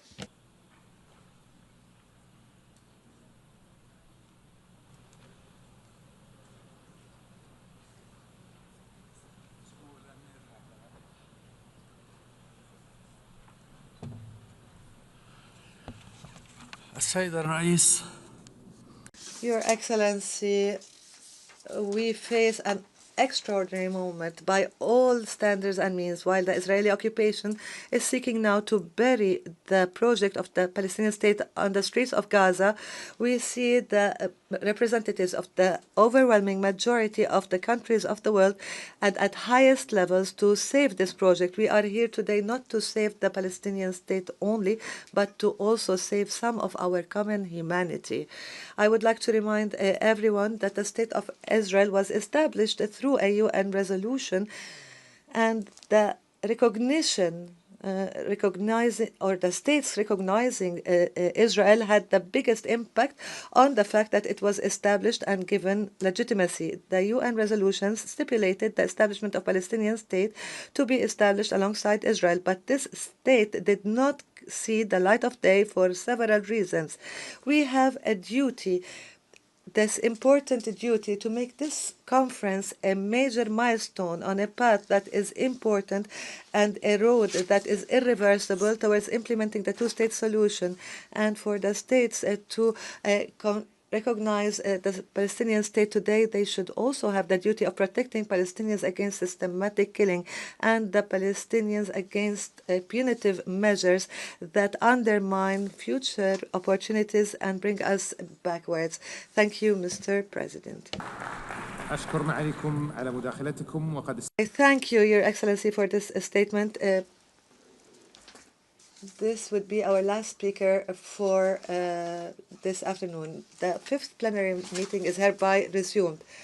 I now invite my fellow co-chair to make his statements. À vous remercier, chef d'État et de gouvernement. I wish to thank you, heads of state and government, ministers, foreign affairs and official representatives for having participated in this historic conference on the margins of the UN General Assembly. The conference has allowed us to take note of the significant progress that has been made since the conference last July.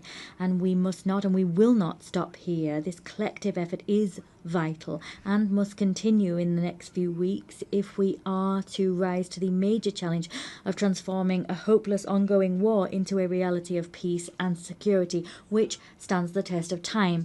Time is marching on, given the extremely grave nature of the situation and the collective suffering of civilians. The dynamic we've ushered in today must be followed by rigorous work on Palestine's tomorrow. The Palestinian Authority must be reformed. There must be the laying down of arms, Hamas excluded from government, and other things. This will, if we move forward in this way, there will be able to be a sovereign, independent Palestine state alongside Israel, guaranteeing everyone's security. As we chart this course, our only adversaries are extremism and hatred. Let us give them no ground whatsoever. Ours is the duty to stop Israeli and Palestinians from getting bogged down in an infinite spiral of violence. As the President of the Republic said, time has come for peace. Thank you.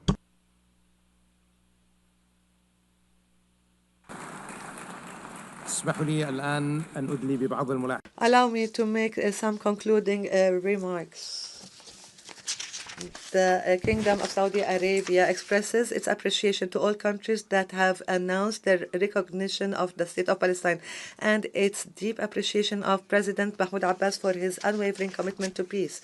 These recognitions today are not symbolic but reflect a will and a responsibility in fulfilling the right of the Palestinian people to self-determination and decisive action towards ending occupation and make the two-state solution a reality that is irreversible. Based on what we have witnessed today and this growing consensus, international consensus, we will continue to work with all our partners in order to end the Israeli aggression and ensure accountability, achieve sustainable peace and prosperity for Palestinians and all countries in the region. We also thank our partners, the Republic of France, for their constructive efforts and genuine efforts to support the peace and the path of peace. I therefore conclude and we come to the end of the conference for the peaceful settlement of the Palestinian question and the implementation of the two-state solution. The meeting is adjourned. Congratulations.